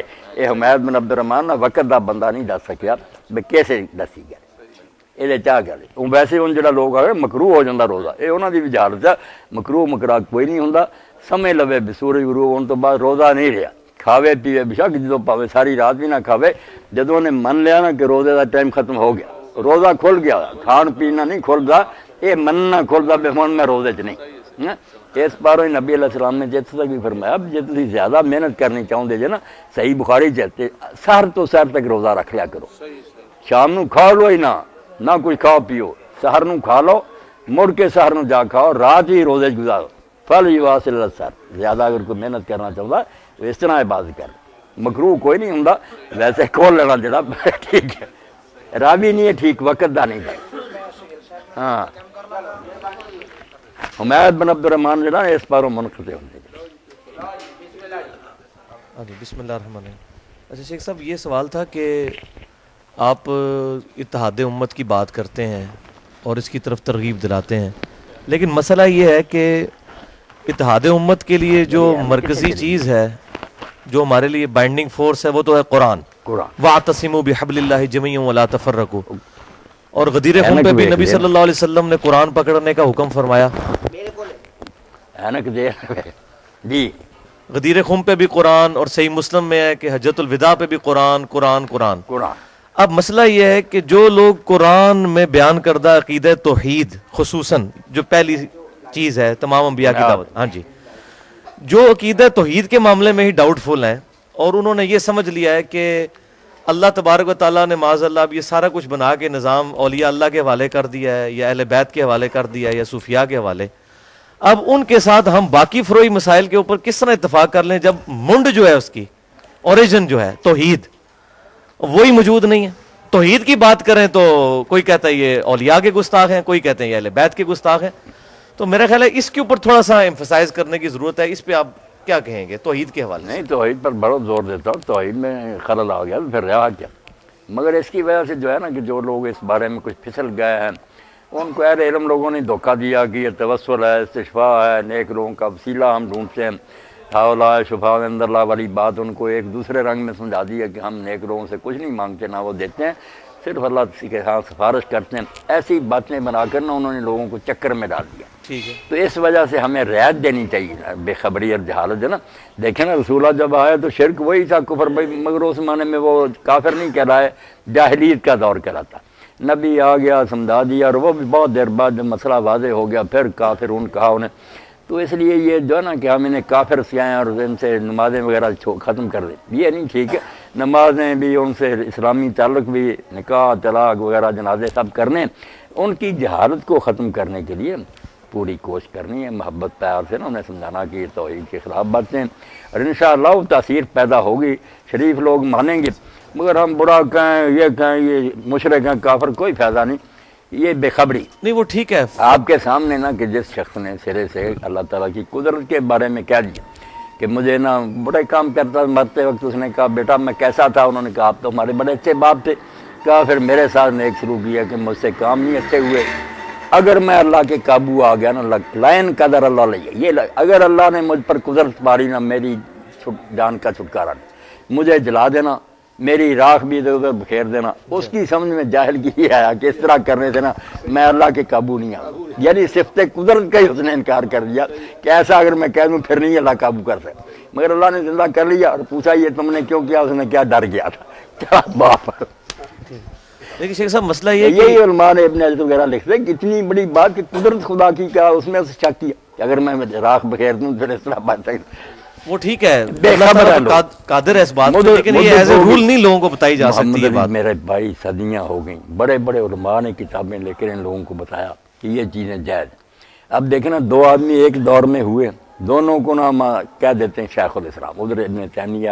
ادھر سبکی ہیں یہ کتابیں لکھتے ہیں اپنی جگہ توحید کی وہ ادھر شفاء استقامت اور دوسری لکھتے ہیں کہ نہیں یہ مدد مانگنا حضور سے جائز ہے قبر پاک کی زیارت کے لیے سفر جائز ہے دونوں کی ٹکر رہی مگر دونوں ایک دوسرے کا احترام یہ کرتے ابن تیمیہ کہتے تھے میں نے سبکی جیسا نہیں دیکھا اور شاید ماں نے بھی جناؤ وہ کہتا تھا میں نے اس جیسا نہیں دیکھا علم کا بھی احترام تھا مسئلوں میں ٹکر تھی تو آپ دینا رعایتیں ہیں کہ لوگ اگر غلطیوں میں پھنسے ہوئے نا تو غلطیوں سے ان کو نکالنا مگر محبت ان کی بھی سننا اگر کوئی مغالطہ بھائی لائے نا روایت تو میں کہتا نہیں پھینکو روایت موجود ہے معطا کیا انہوں نے راوی بتا دیا کہ اس بندے نے بتایا اب وہ راویوں کی کتابوں سے نکالیں گے کہ حمید بن عبد الرحمان جو حضرت عثمان اور عمر کے زمانے کا نہیں بعد کا آدمی اس کو بتانا چاہیے تھا نا کہ کس سے لیے اتنے روایت تو علم سے بات ہونی چاہیے نا، برا برا کہنے سے کوئی فائدہ نہیں۔ بالکل ٹھیک ہے، یہ تو ہم ایگری کرتے ہیں اس مسئلے میں، لیکن صحابہ کرام علیہم رضوان کا جو ایٹیچیوڈ تھا ایسے لوگوں کے بارے میں، جس طرح ہمیں کئی روایتوں میں ملتا ہے کہ اہل بدعت کو سلام نہیں کرتے تھے، اسی طریقے سے اہل بدعت کے اوپر سختی کرتے تھے، اسی طریقے سے سنن دارمی کے مقدمے میں کئی تابعین اور صحابہ کے بارے میں لکھا ہوا ہے اہل بدعت کے بارے میں کہ ان کا ایٹیچیوڈ کیا ہوتا تھا، ان چیزوں کو سامنے رکھا جائے۔ اسی طرح خیر سے رکھے اللہ پاک۔ اس طرح کی تھوڑی تھوڑی ڈھیل نے آج امت کو یہ دن دکھائے ہیں کہ آج یقین کریں مسجدوں میں انٹر ہوتے ہیں تو حیران ہو جاتے ہیں کہ وہ ہستیاں جنہوں نے توحید کی دعوت دی تھی ان کو اللہ تعالیٰ کے مقابلے پہ کھڑا کر دیا ہوا ہے۔ نہیں بالکل ان معاملوں میں نکل تو اہل عرب سے بھی آگے گیا ہے، یہ چلے گئے جو شرک وہ کرتے تھے نا اس سے زیادہ ہے۔ وہ تو سمندر میں کوئی اللہ کو یاد کر لیتے تھے، یہ تو سمندر میں بھی یا خواجہ معین الحق اسی طرح طاقت ہے تو غرق ہوئے، مگر اس کا علاج کرنا اگر ٹی بی ہو گئی ہے تو ہم دعائی دیں کہ آپ کو ٹی بی کی کوئی فائدہ نہیں، ذہن میں رکھے علاج اس کا کرتے رہے، انشاءاللہ جس کی قسمت میں ہوگا وہ مان لے گا۔ ٹھیک ہے، علماء نے یہ باتیں الجھا دی نا، بڑے بڑے عالم ہیں پڑھے ہوئے، وہ کتاب میں لکھ لیتے ہیں کہ اس کا کوئی حرج نہیں، اللہ تعالیٰ نے اپنے بندوں کو یہ طاقتیں دی ہیں، ان چیزوں کو ثابت کرنا نہ کہ یہ روایتیں نہیں تھیں۔ مسئلہ یہ ہے کہ قرآن کدھر گیا؟ وقال الرسول یا ربی ان قوم اتخذوا هذا القرآن مہجورا، غدیر خم قرآن کی بات کر رہا ہے، حجۃ الوداع قرآن کی بات کر رہا ہے، نبی صلی اللہ علیہ وسلم کا وسیع قرآن ہے، اس کے بعد کوئی امت یہ کہے جی مجھے یہی نہیں پتا چلا کہ قرآن میں کیا لکھا ہوا تھا، ایاک نعبد و ایاک نستعین، مطلب اس کو نہیں سمجھ نہیں آتا۔ بس وہ لوگوں نے پڑھ لیا نا وابتغوا الیہ الوسیلہ، اب اس کی تفسیر میں کئی لوگوں نے لکھ لیا کہ وسیلہ تفسیروں نے تو سارا ظلم ڈایا ہے۔ نہیں ظلم تو ڈایا مگر لفظ تو ہے نا کہ وسیلہ ڈھونڈو، اب لوگوں نے سمجھ لیا کہ لوگوں نے بتایا انہیں کہ یہ وسیلے ہی ہیں، نیک لوگ جو ہے ان کو پکڑ لو، ان کو مغالطوں سے نکالنا ہے نا میرے بھائی، برا بلا کہنے سے کوئی نتیجہ نہیں نکلے گا، نفرت ہوگی دور ہو جائیں گے۔ صحیح ہے، اگر علاج ہو سکتا تھا وہ بھی گیا، وہ ہم سے دور چلے گا، بالکل ٹھیک ہے، دور نہیں کرنا، قریب کر کے نا پھر دل میں صحیح۔ طے کر کے کہ یہ گمراہی میں بالکل پھنسے ٹھیک ہے۔ نکالنا شیخ وہاں۔ صاحب یہ جو نماز کے اندر مطلب مختلف احناف کے اور سلفیوں کے درمیان، اہل تشیع اہل سنت کے درمیان آپس میں فروعی مسائل چلتے ہیں اختلافات کے پوائنٹ آف ویو سے، مطلب سورہ فاتحہ کے بارے میں اتنا سخت دونوں طرف ایکسٹریم ہے، ایک کہتا ہے جی منہ میں انگارہ رکھ دو جو فاتحہ پڑھتا ہے، دوسری طرف کہتے ہیں فاتحہ نہیں پڑھتے تو نماز نہیں ہوتی۔ نماز وہ عمل ہے جو نبی صلی اللہ علیہ وسلم کو 5 دفعہ روزانہ صحابہ کرام نے دیکھا، کرتے لے اس میں تو عملی تواتر بھی موجود، کتابیں بھی موجود، اس کے باوجود اتنے بڑے لیول کا اختلاف کیوں آیا؟ باقی چیزوں میں تو ہم کہہ سکتے ہیں چھوٹی چھوٹی کوئی چیزیں تھیں، ایک چیز جو حضور کو روزانہ 5 دفعہ کرتے ہوئے ہزاروں لوگوں نے دیکھا ہے صلی اللہ علیہ وسلم صلاۃ تسلیما کثیرا کثیرا، اس میں اتنے بڑے لیول کا اختلاف، تو اس میں منکرین حدیث کو یہ موقع ملتا ہے، وہ کہتے ہیں یہ سارا ستیہ ناز ہے حدیث کی کتابوں کا، نہیں یہ کتاب ان کا یہ موقف ہے۔ اچھا اب اس میں مجھے بتائیں اختلاف پھر کیوں آیا، ہم ان کو کیا حدیث جواب کی برکت سے نماز ایک، اگر حدیث نہ ہوتی پتہ نہیں کتنی نمازیں ہوتی۔ ایک کتاب چھپی تھی محمد علی جس کا نام تھا تقابل اربع، یہ 4 آدمی جنہوں نے قرآن کے نام پر لکھی نا کتابیں اور حلف اٹھایا کہ قرآن کی نمازیں، یہ 4 خانے بنے ہوئے تھے، چارے مولوی عبداللہ چکرالی سے شروع کر کے نا حشمت علی سارے کھلائے، چاروں ایک بات میں شروع سے لے کر سلام تک ایک بات میں متفق نہیں ہو، اتنی الگ الگ نماز، چاروں حلف اٹھا رہے ہیں قرآن یہ نماز سکھاتا ہوتا تو ایک نہ تم 4 ہوتے، چلو حدیث والوں کو چھوڑو، حدیث والوں کا جو ہے نا عمل آپ دیکھ لیں کہ نماز میں جو بنیادی اذان، ہم اتنے لوگ اس وقت جمع، کسی کا قد چھوٹا، کسی کا بڑا، کوئی کاڑا، کوئی گورا، کوئی تندرست، مگر سب پر انسان کا لفظ بولتے ہیں، کچھ ایسی چیزیں ہیں جن میں نہ پائی جائیں، بس انسان ہو کے نکال، باقی اس کی نا چیزیں جو جدا بھی ہوں خیر ہے۔ نماز میں کچھ چیزیں ایسی ہیں ارکان اور واجبات جو الحمدللہ نا میرے پاس آبادی بھی آئے مسکت مان کے، وہ خارجیوں کی ایک شاخ ہے، حکومت بھی ان کی ہے قاضی، میں نے انہیں نماز کے لیے کہا، مجھے انہوں نے اپنی تفسیریں کیا، بڑے خوش ہوئے، پتہ چلا کہ یار خارجی کیا، ورنہ ہم نے سمجھ رکھا تھا پتہ نہیں کیا دین سے باہر، نہیں بہت عمدہ کتابیں۔ تو نماز میں جو چیزیں نماز کو نماز کہلاتی ہیں نا، وہ ہے کہ آدمی اللہ اکبر سے شروع کرے، تندرست و قیام کرے، فاتحہ پڑھے، سورہ پڑھے، پھر رکوع کرے، سیدھا کھڑا ہو، پھر سجدہ کرے، بیٹھے، پھر سجدہ کرے، 2 رکعتوں کے بعد تشہد بیٹھے، آخر میں جا کر نا السلام علیکم کو نماز سے ختم کرے۔ یہ آپ ساری دنیا میں گھوم جائیں نا، سب مسلمانوں کی نماز میں ایک، شیعہ کے بھی یہی ہے، حنفیوں کی بھی، یہ ہے وہ اجزاء جو ارکان اور واجبات ہیں جن کے بغیر نماز نہیں، جو اس کے علاوہ ہیں وہ سنن اور مستحبات ہیں، جیسے سلاد وغیرہ کھانے کے ہو جائے اچھا نہ ہو جائے کوئی نہیں، وہ ساری ایسی بات جاہلوں کی چھوڑیں کہ فلاں کی نماز نہیں ہوتی۔ ابن تیمیہ کہتے ہیں یار لوگ فاتحہ پڑھتے پیچھے نہیں پڑھتے صحابہ میں، رفع دین کرتے بھی نہیں، کسی نے ایک دوسرے کو نہیں کہا کہ اس کی نماز نہیں۔ یہ پیدا جو ہوئے نا انہوں نے امت کو برباد کیا، کرتے بے شک الگ الگ مرہ رہتے، کیونکہ یہ سنن کا ہی معاملہ تھا، سنت ہوتی وہ کر لیں تو اچھا نام ہی کی تو، اسی لیے حضور صلی اللہ علیہ وسلم کبھی کہہ دیتے تھے، بڑے بڑے چوٹی کہہ لو، حدیث علماء نے کہا کہ یہ رفع الیدین ان حیاتوں میں سے ہے جو گاہے پیغمبر کردہ و گاہے نہ کردہ، فاعل مصاب باشد و تارک غیر مرام، اگر کرے گا ثواب ہے، نہ کرے گا اس کو ملامت، اس درجے کے مسئلے تھے۔ جب بنا دیے نماز نہیں ہوتی، فساد ہو گیا۔ آپ دیکھیں کہ فرض اور واجب اس کی نماز میں ہیں، وہ ہیں تو جیسے انسانوں میں باقی چیزوں میں بہت فرق ہے، مگر پھر بھی انسان ہی بولتے ہیں، نماز ہی بولیں گے جب تک واجبات اور ارکان محفوظ ہیں۔ سنت و مستحب یہ جو ہم ہاتھ باندھتے ہیں، ہاتھ باندھنے کا دیکھ لیں، امام شافعی بھی کہتے ہیں کہ اگر لٹکا دے اور وقار سے کڑا رہے، حرکتیں نہ فضول کرے، فلا باس، کوئی حرج نہیں۔ اور مالک اور لیث بن سعد تو ویسے ہی قائل تھے کہ لٹکا کر پڑے، اور امام اوزاعی شام میں کہتے ہیں دونوں کی اجازت سے آدمی باندھ دے یا چھوڑ دے۔ یہ مسئلے تو زائد چیزوں کے کہ یہ ہو جائے ٹھیک ہے نا، یہ فرض واجب چیزیں نہیں تھیں، بے علم لوگوں نے بنا لیا نا کہ اس کے بغیر نماز نہیں، اس سے پھر فساد ہی ہونا تھا۔ فاتحہ کا آپ پڑھیں دیکھ لیں، جو علم والے لوگ ہیں وہ سب مانیں گے کہ 3 گروہ تھے اصحاب رسول میں، کچھ ہر حال میں پڑھتے تھے سری جہری میں، ان کے بھی آگ نہیں پڑھنی، بکواس کرتے ہیں، عبادہ بن سامت، ابو ہریرہ یا حضرت عمر کے پڑھنی، اور جو کہتے ہیں نہیں پڑھتا نماز نہیں، بھائی مسلم خود لکھتے ہیں کہ حضرت زید بن ثابت جو کاتب وحی تھے وہ کسی نماز میں بھی امام کے ساتھ قرآن نہیں پڑھتے ہیں، اور آپ خواب جو امام ترمذی لکھتے ہیں کہ اصحاب رسول میں وہ بھی تھے جو پڑھتے تھے، نہیں پڑھتے۔ اور امام احمد بن حنبل کا جو حوالہ دیا، انہوں نے کہا یار حضرت جابر سے زیادہ کو جانتا صحابی رسول سے کہ حدیث کا کیا معنی، انہوں نے لا صلاۃ کا بھی بیان کر دیا کہ جس نے کسی رکعت میں فاتحہ نہیں پڑھی اس کی نماز نہیں، مگر ساتھ ہی کہا اللہ یکون ورا الامام، ہاں اگر وہ امام کے پیچھے ہو پھر یہ قانون ہے۔ وہ کہتے صحابی کو ضرورت کیسے ہوئی، اگر اس نے اپنی طرف سے یہ استدعا کیا، دین برباد کیا کہ جب نماز نہیں ہوتی کیوں کہا اس نے کہ میں امام کے پیچھے ہو جاتی ہے۔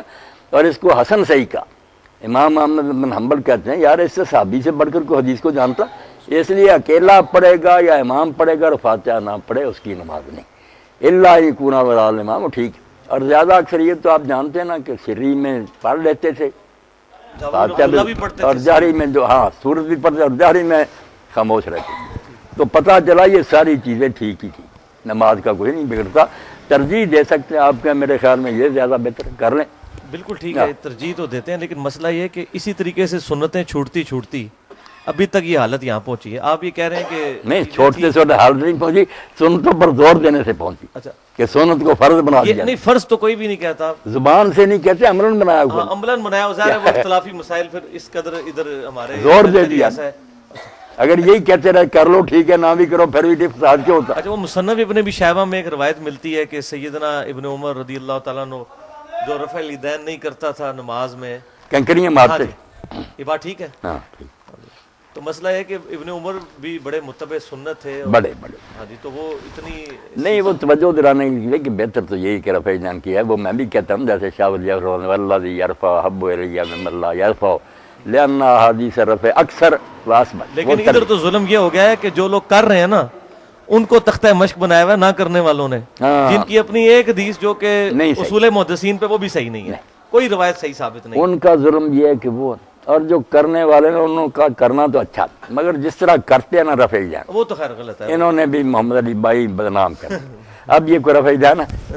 یہ یہی کہنا کہ مکھیاں اڑا رہے ہیں، کیوں بھائی آپ بتائیں۔ ہاں میں آپ کو بتاتا ہوں یہاں ایسے لوگ ہیں، میں نے ایک دن محمد علی بھائی اس پر خطبہ نہیں کیا، نہ رفع الیدین، مگر جب اس کا فلسفہ کبھی کبھی بیان کر دیتا ہوں کہ آپ جب اللہ کی طرف دونوں ہاتھ اٹھا دیتے ہیں تو وہ بالکل اپنی نفی ہے کہ میرے پلے کچھ نہیں تیرے۔ کتنے دیوبندی کٹڑ مقلد تھے، مگر آپ جو کرتے ہیں نا اتنا اچھا رفع الیدین کرتے ہیں، میں بھی حیران ہوتا ہوں۔ میں نے نہیں کہا انہیں، وہ خود ہی لگ گئے۔